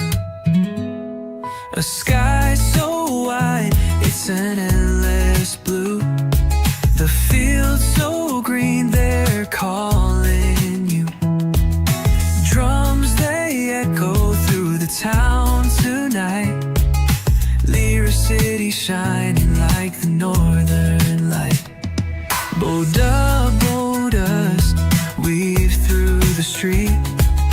Life's a rhythm you feel in your feet. Neighbors smile, they always greet. Under the sun where hearts compete. From the riverbanks to the sacred trees, the city hums with endless harmonies. Dreaming you. Drums, they echo through the town tonight. Lyric city shining like the northern light. Boda-bodas weave through the street. Life's a rhythm you feel in your feet. Neighbors smile, they always greet. Under the sun where hearts compete. From the ni kwena chegu me chat will mena me yini winyu to move no better adwong Dennis Amson Obua ame ndong ome wa ngeo ngwa me worte me parliament and on behalf of government of Uganda and better the government chief whip chichon wana better ke Dr. Eunice Apio to neno ko bono better ka chel ke Dr. Gilbert Olanya ame enang better MP me Clark pango ka Clark North or Clark South Clark County. Clark County. Okay, and better me parliament, but later on, you ngain wanna be no better ke car me do gam yina meti line da be no better ke car me kwano messages amenutie. Now, kopti ni government of Uganda war o katuke chikame o tia luoro kia. Chekudo ti do nyuko in place. And icha nene na watu matachai cha mono better ka first styling and amo mi wachai. Kofi mora better ral ka yini mito nungu chai mito leba choli ukoni uchono nyaha moro. Kemi to worry chuna. Amemir ko ni babe, I want to take you out. Please remember cafe styling tie. Kemi to work for business discussion. Me to work business discussion. Please work wuni business discussion a cafe styling. Kemi to bedo kede birthday ngeni gain me ground meno no. Kemi to bedo kara chel kede after party. Kemi to chamo recha don cafe styling. Kemi to nungo pork ribs. Cafe styling kemi to nungo gina marabe. Cafe styling kemi to nungo chai. Aberral Cafe Sterling, Ginwer Cathedral Village opposite Teo League. Eka Skywater, Chungdanga taking a program mandong making sure ni inu Skywater ni. A man pot pago chimbo Dr. Gilbert Olanya.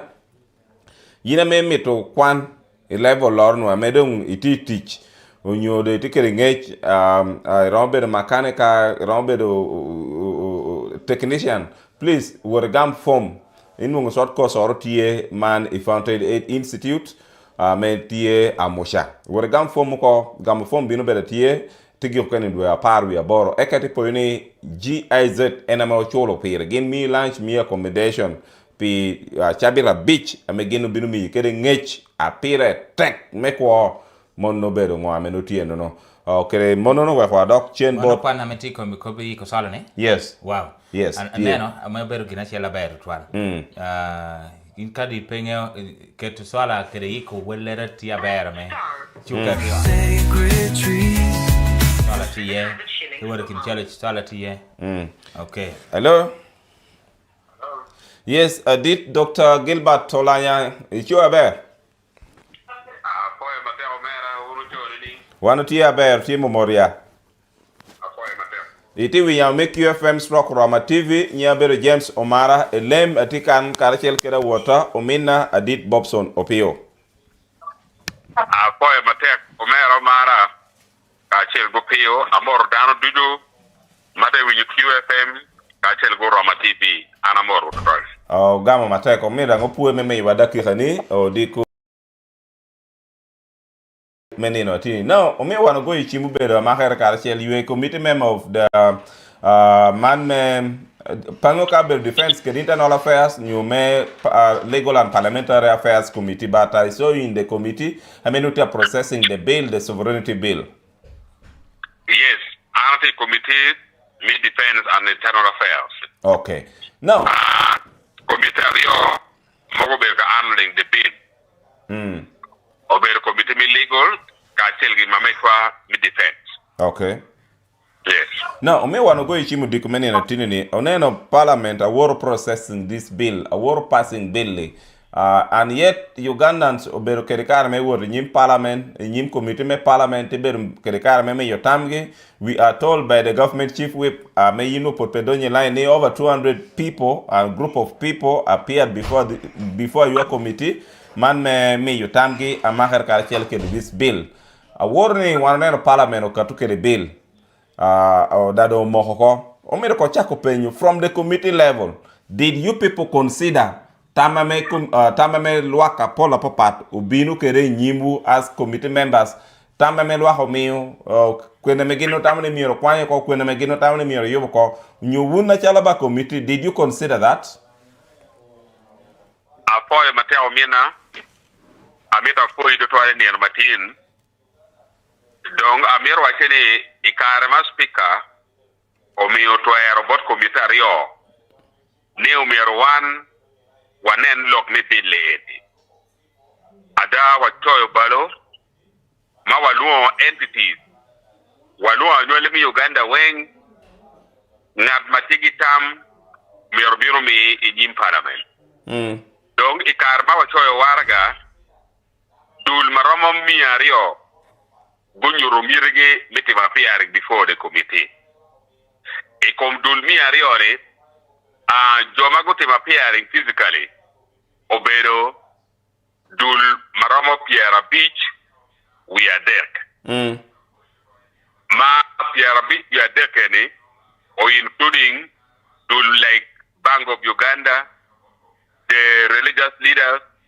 the NGO forum, the media fraternity, gidong dul mokene go bergen piera beach we are there ikom piera beach we are there mago interface ngi committee ni ene dulario keken ene guye mago supporting this bill ento 51 entities go advising committee ni bill le ede tip bill marraja dada kay nen gi twalo do ñu waxo ki ajwale mi Uganda will suffer majorly economically donc entity ario mo supporting eno bero gruba chel ma to je rotel wigi gine minister min internal affairs gidon gruba chel ma honorable Tibambi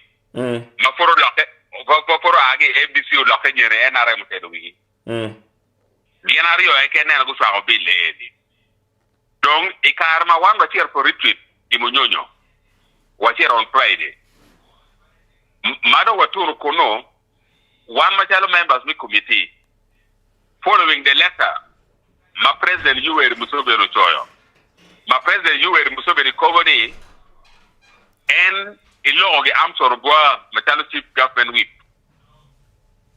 iloge the two chairperson per committee ma emi igi directive president Yoweri Museveni in this letter wajoni bill ma any initiative that the bill material before the committee.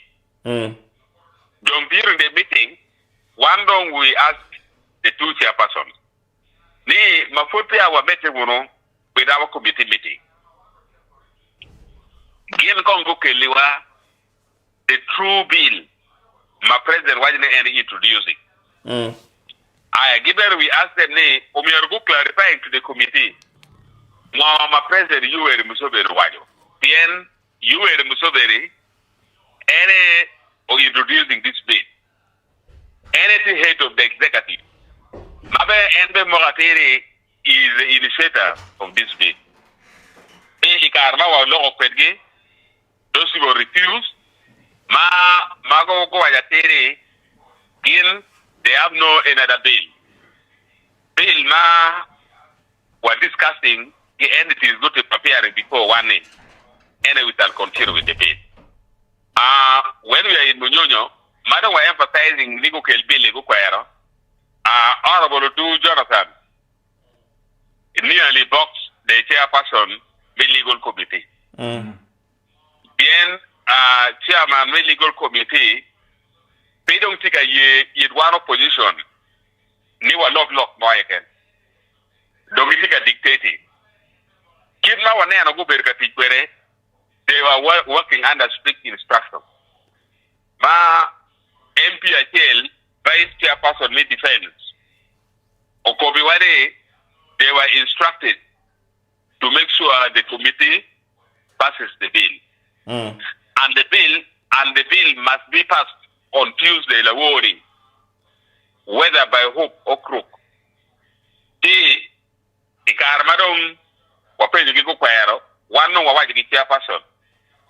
As the committee member, let us discuss the bill close by close. So that we incorporate the ideas by the entities not appearing before one. Madam was proposing Gumeno, Jonigo Quaero, discuss on close by close. Fox Odori had to move the motion. The report should be adopted entirely, without our input, without the discussion. So, kakenyo, da okelo wo ya kena committee, ma chairperson wakini we should go for vote. We went for voting at that time. Unfortunately, one of the again, ma wakwero that motion. Ento gin maromo piarario we are when they had to support the motion. And the chairperson rule, Nido Matalo committee, our discussion is over. Don't get Wabiti report. Wabiti on the floor of parliament. And then he invited other committee members to begin signing the report. But all in all, Amir Wakene views by entities PRPHL, including Bank of Uganda, religious leaders, Bogotim appearing. It was not respected, and it was not incorporated into the report. So we were surprised. In their final report, Malawogo presenting on the floor of parliament, they came up with something else, and Gula Bill Likari. But no any good law. And most of the part go well as it is. Okay. Part not as it is, but don't write lawyer. Area about the foreign agent. Yen kira geni di kobo kere, ling are American Matika championing the opinion of foreign agent is liable to a fine. The fine is too heavy. 20 million. It goes up to 2 billion in cash, then 10 years maximum in prison, which is too harsh. You know, on the political space, particularly in the right as far as politics is concerned, then it can narrowing all the political leaders from out of the country. Target President Yoweri Museveni, Amson Buhari, target on the political side of this bill. End of thinking the impact of this bill, human rights law, economy of this country. If I'm to rate in terms of percentage, the impact per bill on politics is less than 5%. But the greatest impact, about 95%, is on the economy. And so, I'm sorry to say it, with their narrow reasoning, they are only zeroing on the political aspect. Focus Mameki, Tika Neamere Bobby Wine, Maita Alitie, Ilovolaya, they assume Ni Bobby Wine, the team Mokene, Itika mobilizing some huge amount of money, Itika mobilizing foreigners, me funding no Bobby Wine. So their mind is only strictly on political aspect. And of thinking the impact on the economy would be great. So now, Kaiko from the committee, there was no debate. A word down from the parliament, nearly there was no debate. The views of the citizens are not heard, are not catered for. And again, Penchikme Uganda, okay, the practice of law in Uganda, the ignorance of law has got no defense. Now, parliament for debating, committee for debating, and the law has been passed.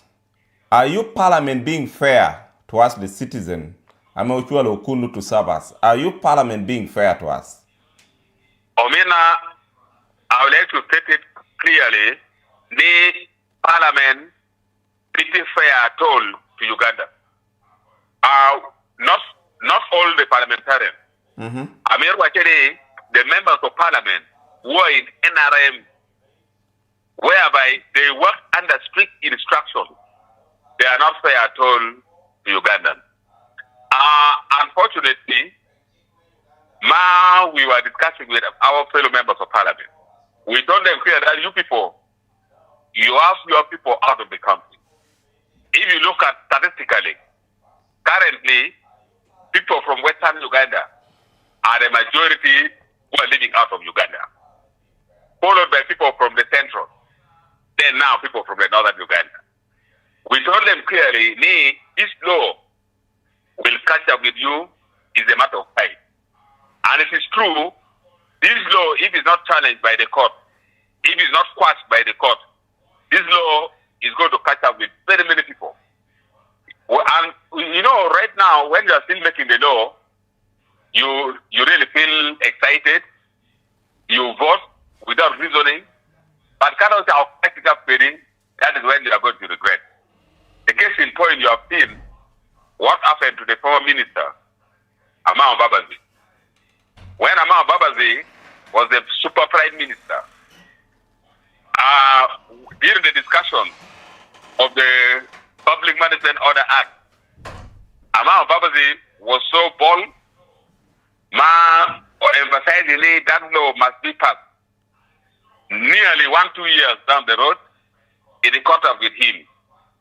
He can't move the president. Amao Babazi on his way to Jinja. Magi Mao, he regretted. So, the law must be blind. The law must not target an individual. Gamende pa NRM specifically, Amir Wajini, Pigity Fair to Uganda. Gengiti Boyka Nero, Ango Maro maintaining Gin Liberty Power. But they are not caring at all about the economy of this country. And America, as it is now, is going to affect each and everyone. Tora, other laws, Makaza Guberga for Dan Guberga Passy, like when your age limit, when your term limit, those laws were majorly political. Therefore, Naremo Mapiti bothered about politics. They were not affected. People were continuing with their livelihood. And so, this law, Mawa passing any, is the worst law so far. Basically, any, Tigaka controlling Tente, Mayagi war. Beginning about 99% of Uganda and the economy of Uganda is being funded by the foreign money. Well, the Bankers Association, about 36 the managers of banks. The moment we pass this law, very many of their banks are going to be closed. Then, depending on the foreign money. So, kind of get out there, controlling flow of foreign money. Manurni, they are useless in operating in Uganda. Okay. The 11th parliament, I would like to admit, so far, we have done the worst thing to Uganda. Magically, we need to see how to take it to court. I pray any court or counseling or passing the war. If not, the members of parliament, Moguti and Kongi, Magokero Twingi, the Hubolokui, Nicheke no Mirokare, headed by my brother Amson, who I think, as Ugandans, we are going to regret for you. I want Potpogo Chimno one of the Dennis Amson Buate Kovni, yes. Chiki do Chane Laketia Moro Rego, or the definition of who is a foreigner, Keringa agent a foreigner, Tia Medungun Nevalahe, but also, most importantly, Okoni many countries in the world, take the Chikame protecting their sovereignty. Umia Pore come USA, Amo Donju Megi in 1938, Umia Pore come Canada, Amo Donju Megi in 2024, Umia Pore come South Africa, Umia Pore come Rwanda, Umia Pore come Germany, come France, Lobo Kene. Tikobe, it's only Uganda, among other countries, Anu Port Pe Chik to protect their sovereignty. But truth be told, many of the countries protecting their sovereignty. How do you defeat that argument? Global politics protecting their sovereignty, except only Uganda. But also too, pointere ametaone kawan the concerned citizen were court. The point of illegality Karachel ke the point of contradiction with the mother law in any tika kwene ame can be challenged in court. Omena logma amtor go komani lobo wen tigi chief ma protect their sovereignty. That is correct and that is right. Ento Oromia Kong is to elaborate ni chief any governing on. Because like for example, in you have your home. Each and everyone must have the law. There's no problem. And you have to go into the detail, the content of the law. Content might be checked on governing on. One matter as well in Uganda, ni macharo Uganda as a country. It's very normal and it must be there. As we talk now, if I want to pass any, what ticket every Uganda passing what one another. La Bolde keep me controlling Kenya Mayagi war. Parliament passing Ginaganori Anti-Money Laundering Act. Ma every give me to every minister, me controlling flow of money Mayagi war, keep us in any done for it. You can do here. So policies magin di law here. Jimmy every when no here is place. Anywhere, a car of a lawyer, Gibang of Uganda, religious leader. Polo and go by the day, Itawale Eddie. Here, marketing correctly Eddie is no longer new. Then, give my controlling Uganda and sovereignty. Take no take away. And taking the banner, we're passing what's on attack. And so, Giguma right here, get married picking only one area. It is an area of politics again, and they are concentrated in the line of politics. So the protection of sovereignty, and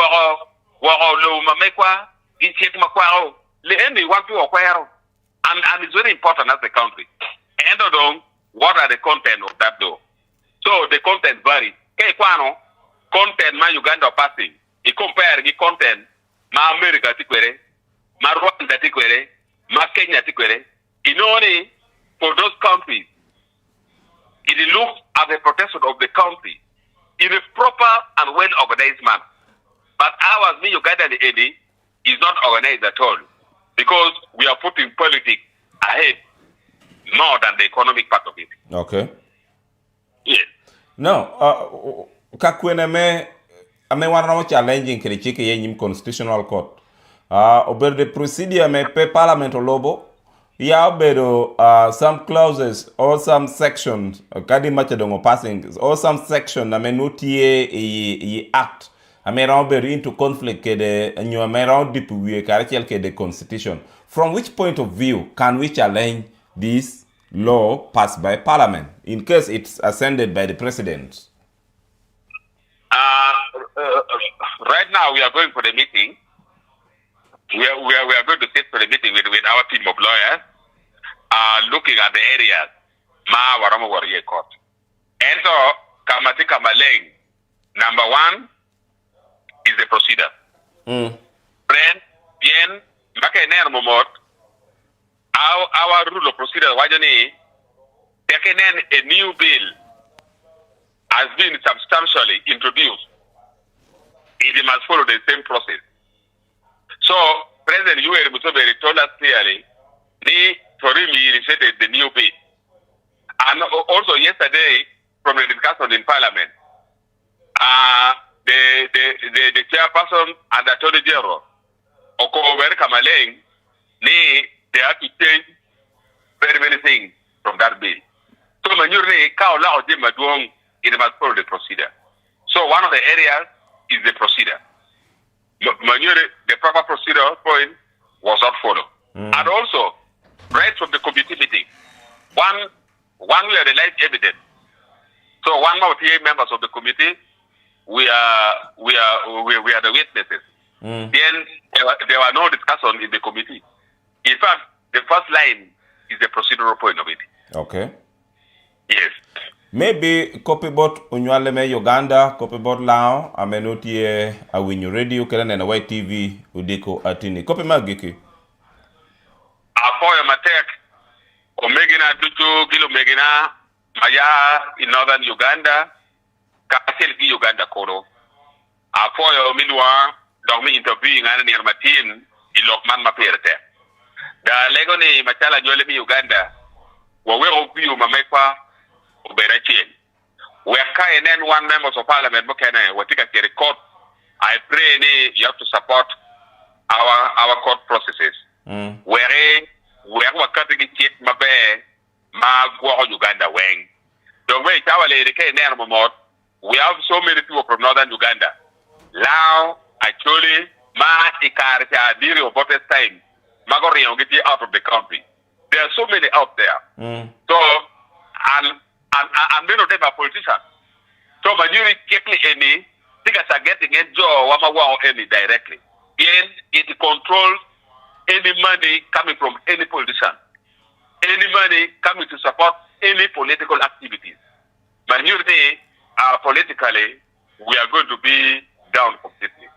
I pray Neka Waduo in Mimiyotam, just be free with us.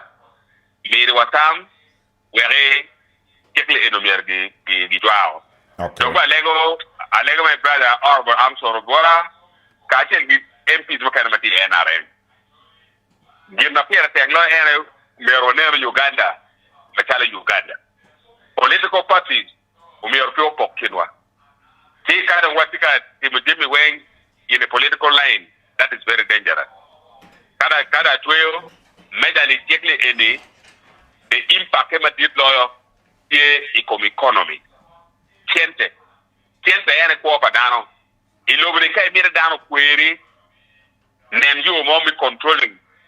Give me no resources back up. You'll be rejected. You'll be rejected up to your death. So I pray that the NRM members of parliament, you should care for Ugandans.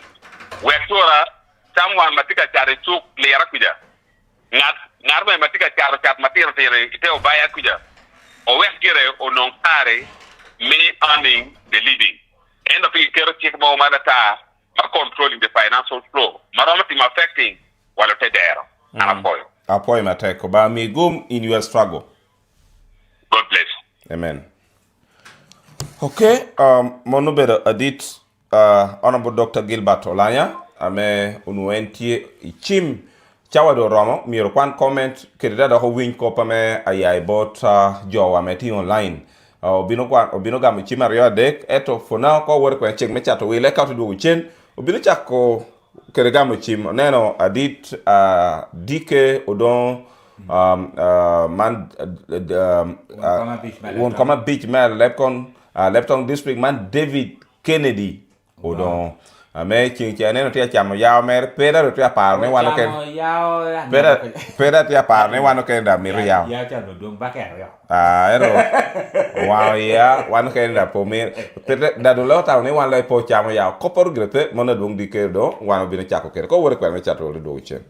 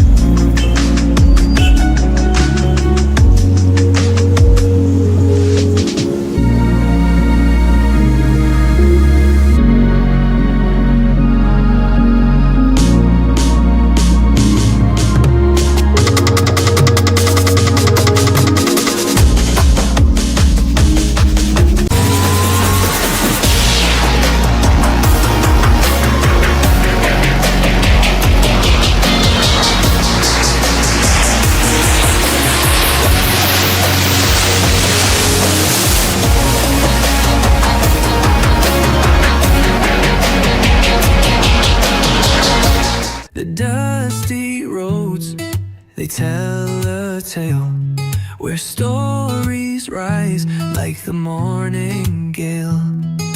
Market stalls and a beating heart, lyric cities where the dreams all start.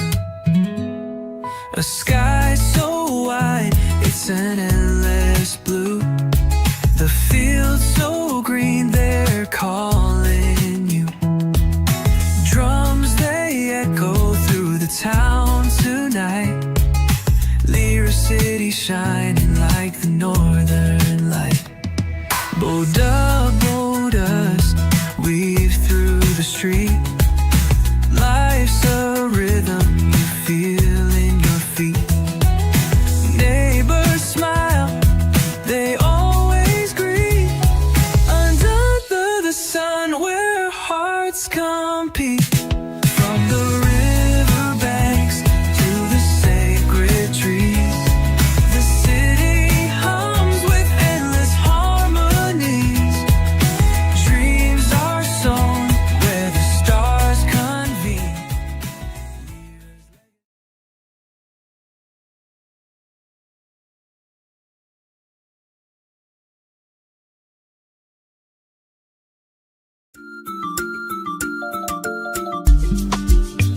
Aya, Jomelao, Yugaliet, Josh, Kobeki,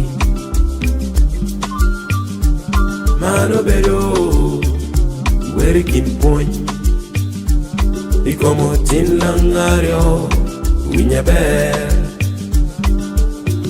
Motie Wala Morolo Binayo,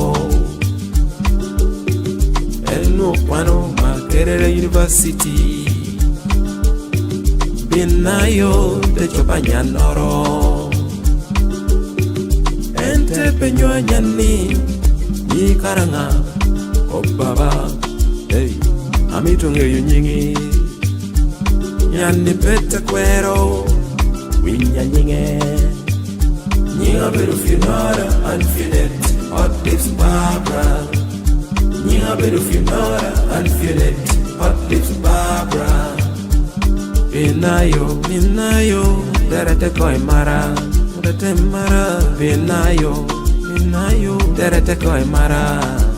Da don't tiko gini kwangi, gino te dugi weo. Binayo, te dugo gini funora. Te wona fitalo tungi, mana duari. Nero merete jollogi, oke apoyo duogo. Down and no chiwoda, pero bing. Chinero mere, te toco de, te que loco. De que no veraranga, mutu kabu. Fionora, te chaco, timere. O timere kiti.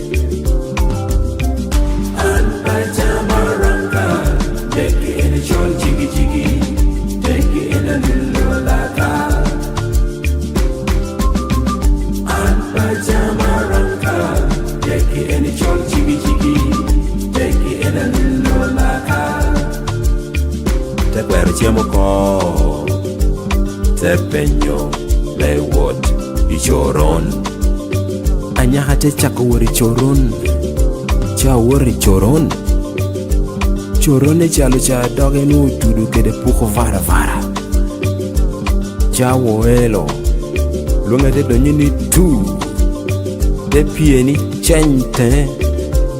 De chakolok. Nen konkum doctor le timerikum jo tudu ke de puko vara vara. Lunga merikum donyini. Whoa. Top. I can't. Binayo te kwanyo fionora medwa kotugi chalo kwene chalo ibuje. Binayo te tuni kona ba te chibanyani te chibiyo toha awara na ibuje. Ente buje kundu tungi eno kope binayo ni papero ugero ot komrangi ya biro malo. Binayo te chako yenyo tungo fionora ge awara na ibuje kun penyo jo atia yenyo. Anyahuluni finora, unfinished, hot lips Barbara. nye en no ikobo ningo atieno nate balabora pe anyani yerwe onyi yayak miro gudu kondude cho kondude yengere lakka dandoro adek angwen abich eka otaya ho iye Canada kongir no kwano comments amenotie dakika watipi adek pia cheli umechawa ngwen po ini program ando ichawa ni jame kelo borwa bedo MTN Uganda iyo wekodo ochakiri chim amedo nutie of course obini chako kare chel kede ka chakara chel kede DK Odon being the chairman of LC5 man Lepton, but also an opinion leader, a leader in the region. Hello? Yes, hello. You don't you know chairman? I don't know about Marlem. A Lepton Tieningo. I left on Tia Bear. One or two komi. Chamo yoni, wando neka nena, pera dum po tu no borwakan.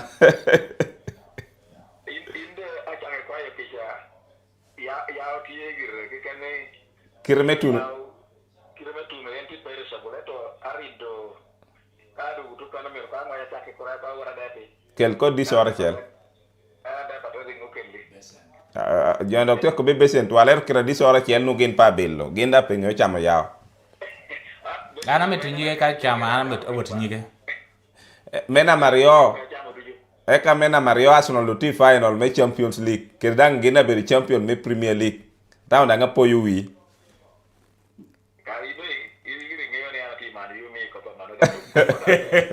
now around the ngome yini winyi radio dik meni atini yini ko bene ngoya okay amita puwe matek kira po dan angoro ko ni kore anu dong MP lanya mo Gilbert ana ko Gilbert lanya itu puwe matek di tamai mi ana tamani ana mi yo angola me local government kere community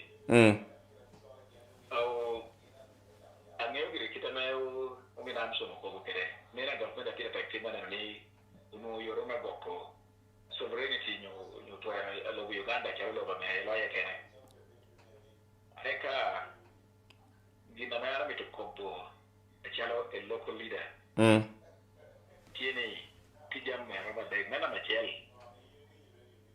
chikin alo bu kito jo kita chiki komeran pero ho pero kito jo ati cheriki na ne ber pero kachi gwanda ho bela tie aha so mara gora na machel then mena Mario the experience are very great local government pingoka na carro Rio all the development and you na robo kwa chikora all the development beach ame donyo to the community gonga beru dona support ame man one po mo ti ye kai na bare kop na health even ya to like for HIV AIDS tuberculosis kello na hayar vi chale bon wori kina community duty na mio umi jana joti kama obedu donor funds mano gina ngena kai wori ko department ne pi ine be district ne ya lepton kan budget a wono be ko me pi ngwa ha pe karton sia boro ame no government no chara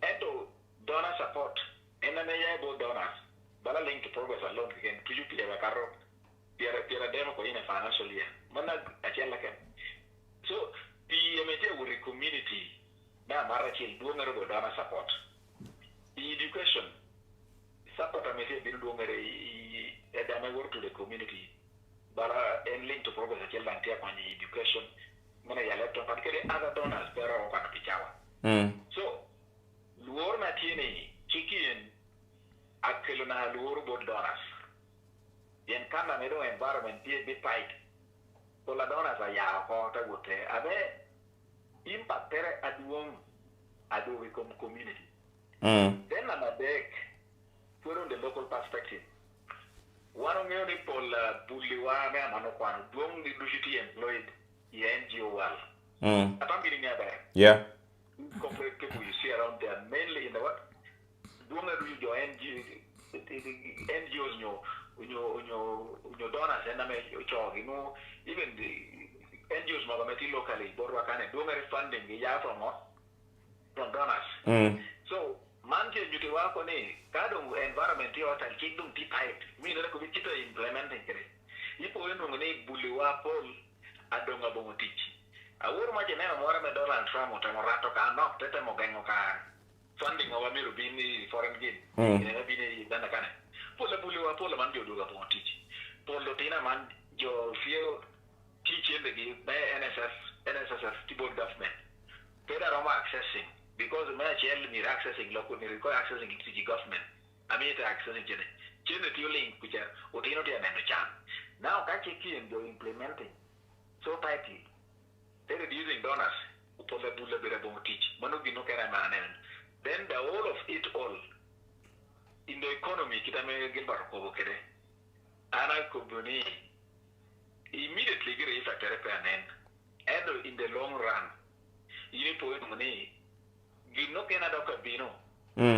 abero gen government are filling the gap government are filling gaps now taxes are what matter miro overtaxing miro team taxes dir modum du uchuro mi do mak jo bagen o gap teacher kai neno kai researching about money health department health alone is about 4 trillion donor funding and been in health about 4 trillion now that don't gaps you know with the team don't go or the rocha ko abeje we don't do the attack ini po no ni miro we don't taxation would matter I mean taxation tax in the tax the yellow government tax that the yellow you are native to the government tax yellow at the uchuru yellow at the European and the last consumer ngata medong kajo medo chilling mia cheri wichebun poko de ba medo chini with petrol nye diesel gini ngata na charo diesel ambe de momento recover ngarba e kajo ame wuri yo ame dango transport na ngeje de transporting nyo ngoja transport mo buri jame te bora dara ngata mo te jame de do ka transport wor mala ena na wote medo so eno ngene chebun karichero jame wati basic kajo biro gine kado ngata dero nyame jo tia bedo dio krichoro terni chawa ta dero mai ya chandong pe bien icha dushu chino do ngo ya do wori ya manu chino worko chukul jame do jidong ta dero te be spending kundan giname miro en chul kiri older git petie romedia ngame dong dia ngame imi to chake borre kum chake pe te do ji yo do ngatek dinan ko dia ngober kiri jonya me en pehame economy wa ana the local level kita na neno kede awurendo then o kita me am sono ko mi apor kede ni gini kai ni tipo yuturi ina ro kede chika me ngo abe gari turi mo mano endo ko ini par ini ti chamo chika tek ni tura kan ngaro pengole ku turi pe na security pe na chugal turi burda ke era ma ko jo da tura kan kana to ngole kan ur kai ngoro ke jota ino ko Lada nye pe jeme de ko binga ko je tur pe kwa ki bi pe lada yam ko ni pa chemu tuir do era ko be pa chemu tuir da no gerte buru kay kedan ba ila ke ne ko to biru gi ko ba okay ko tuir jere ko be ka re ke yen yo to chem jo jamo chem ke ken ni ba eta mare ko pe ko ra tuir no pe do tie so an lura na no but kita na no kede ara no apa edan ni ene yai borwa kan ticha mogo ke mi jo mi ni be gine ka bi ma do attack jo na no jo yene a me guni no kele wako angira ko ba pen ere wini kita jo ko do habit ke da do mi wanda cha do hadu ro ko aro da ko bal nu da yo na ko ko mo so ana kwa yo ni implement okay no work ro bere ke ko kita dong implement ke tek ejo to nare ya ta da ta dino me nare beri tuara mai gire chene mo ye bino for donors ngo kana mo gire ya to no okay ento kita no kere chike na mar wor ko ikot ame kapeldan ko habe chike no ya na yo apoy mate ka dike ke ko pe procedure kere ka o ro na no kere ngo mami jo la bai king ma che procedure me ario Town uni chicken tiame ti contravening section babo me chikka me dum me ro me lo banda nyo constitution jane wala ko ko to era nyale freedom of expression. But you know, can I make that winning it? You know, you could record Timmy. If I do a caramoro, now I don't know, I could radio meeting it. Now I could book a canoro. And Canada don't get worried, no, I'm for me. Amen. Apoy matek. Monobelo adid dike odon. We hogam chime ar dek. Nota bier bichel abong wana dek abong wana dek be na machime mo ti chede. Nota bier bichel abong wana dek abong wana dek. In between the no one wote kwana messages. Kao gamo chim. Hello. Apoy matek ko lokeringa. Yes, George. Awinyo.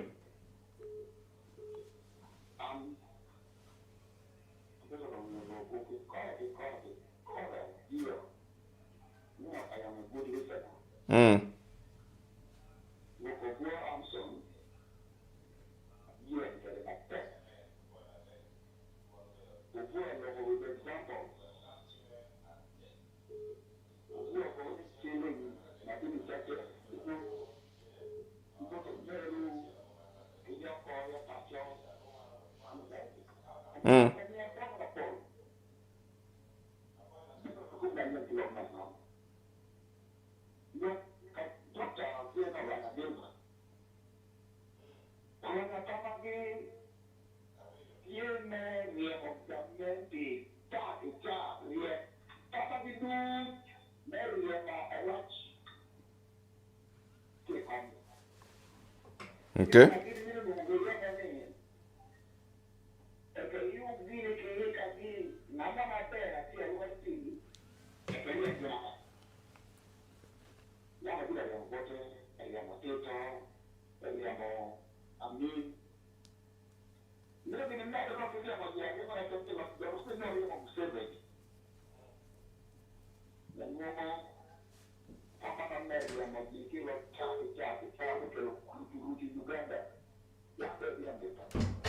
Okay.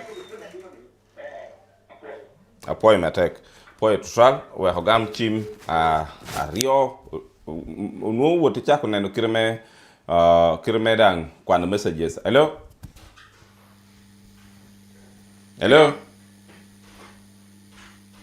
Okay. Nota bier bichel abong wana dek bena me chima mo tikere oneno orango gamo chima rio e kay yunge mono to work messages da te chikro joko donc dakka par bir me la chawa bit me dik meneti ponde wunu kfm radio me karni dan no ngej me karni yina be dara me karni pour me karni. Okay, wek work when check me chat will do check comments dano dushu bewe ye kone chill design agwa ento ke kwanyo 7 up ngich jami dushu lawa mitale munja super duper refresher. Biachara, upin tu kumechura, ameka dong biachara, miki upin kimnache, amepiale. Kisi biba, one kick, kambugo, atwera dong biachara. Those are microphones. What the comments I saw. What the comments. Era un comment no mi di qua non reale, ok? Box non qua c'è. Era un qua sim.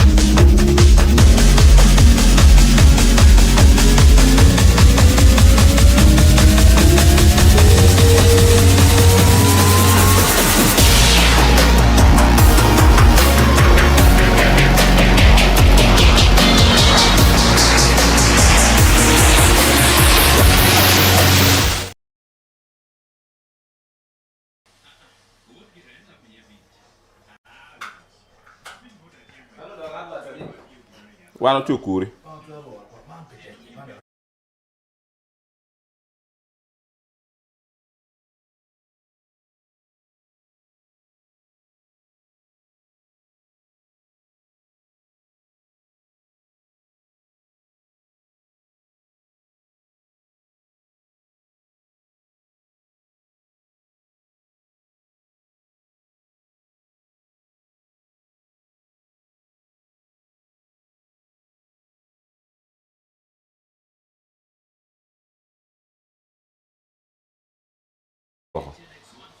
Yeah, I can.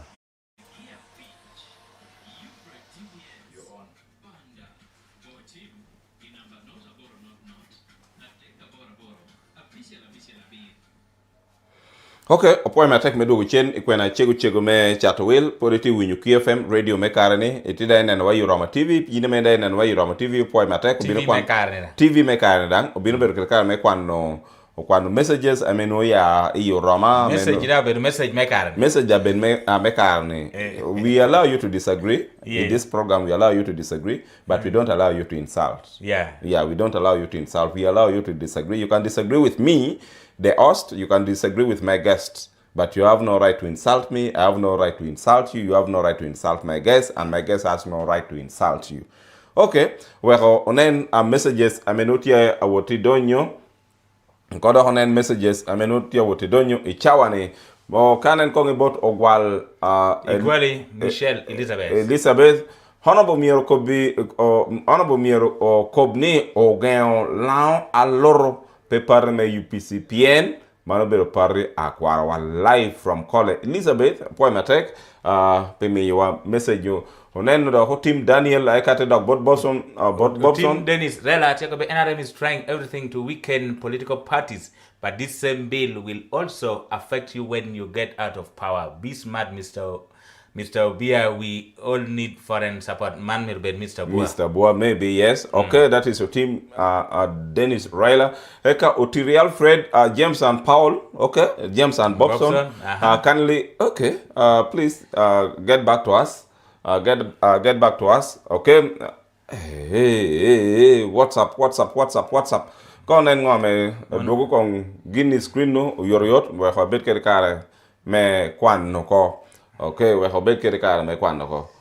Peda ngome pedok tia kwan ne. Kom jami me kare ni better man. Okay, Otirial Fred, James and Bobson, kindly tell Mr. Boamson, let's stop lying in daylight when Museveni is done using him as Daniel. Okay, because right now the cake is still in his hand. Okay. Point matek of Mr. Tiri. Kulandru, why they allow foreign pay? Okay. Yeah, Mono TV me karen. Producer da mir be producer me karen. Producer, ina mir be producer. Why they allow foreign paying Ugandan with little money yet they are investing a lot of money from Uganda? By the way, he has a point. Ni John Tacholo the foreigners ameti Uganda. Chena do. Tacholo unywala me Uganda chena titino. Ngome jote ye gin foreigners ameti do Uganda tacholo Ugandans keri chena atetino apeme tuko. Okay, karachel ke monono wano kobni chalaba. Okay, another one has come. Man wakino ikwana ko mani gwali Michelle che wake kwana ko ana ba mier ko ni o gan la lo party me UPCPN man no be pata kwa live from Kwale point attack Michelle poitral odon karachel ke meno kana me o tia ye bot Ambrose my Ambrose from Lao College Omara. No one will avoid NRM from getting what they want, but that's not how to treat people. Anyway, let them do what they want.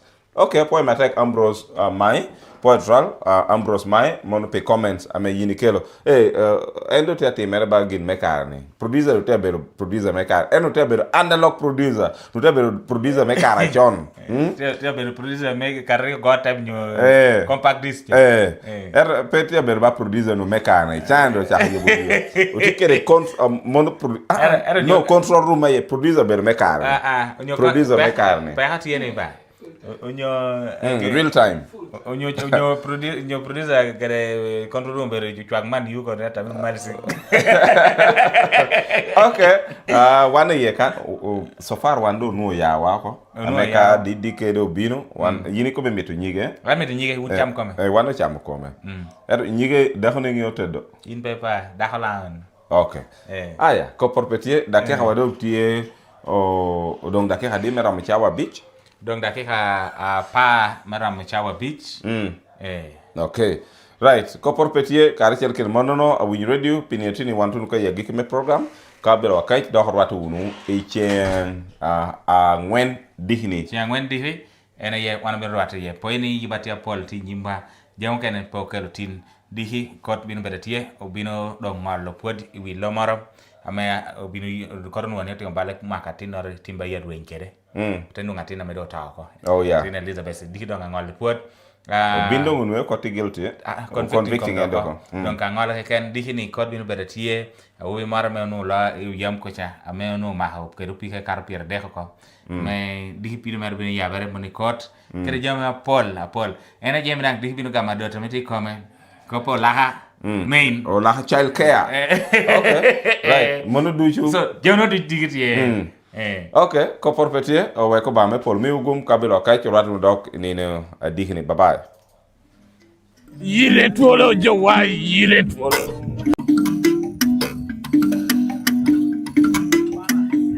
Hey.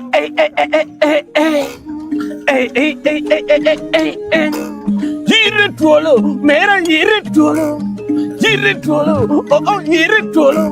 Marile mujawa opoi mate. Roma TV ujawa opo. Roma TV ujawa opo. Umarale mera opo. Paulo do Mariam yini yabu yilangi. Paulo do Mariam mere yabu yilangi. Ana mira do kapot mani. Yile Twolo ujawa yile Twolo. Yile Twolo mena yile Twolo. Yile Twolo, oh yile Twolo. Yire Twolo, mera yire Twolo, oh yire Twolo. Ayo Paulo do Mariam ujawa opo. Umarele matin wa opo. Wobaji wala din man mi yo music. Yire Twolo, mera yire Twolo. Yire Twolo, oh yire Twolo. Paulo do Mariam ujawa opo. Paulo do Mariam ujawa opo. Umarele matin na opo. Director make you FM. Director me Roma TV. Keloken mera dopon. Keloken mera dopon. Wobaji wala din man mi yo music. Wobaji wala din man ko yore kon. Wobaji wala din man mi yo music.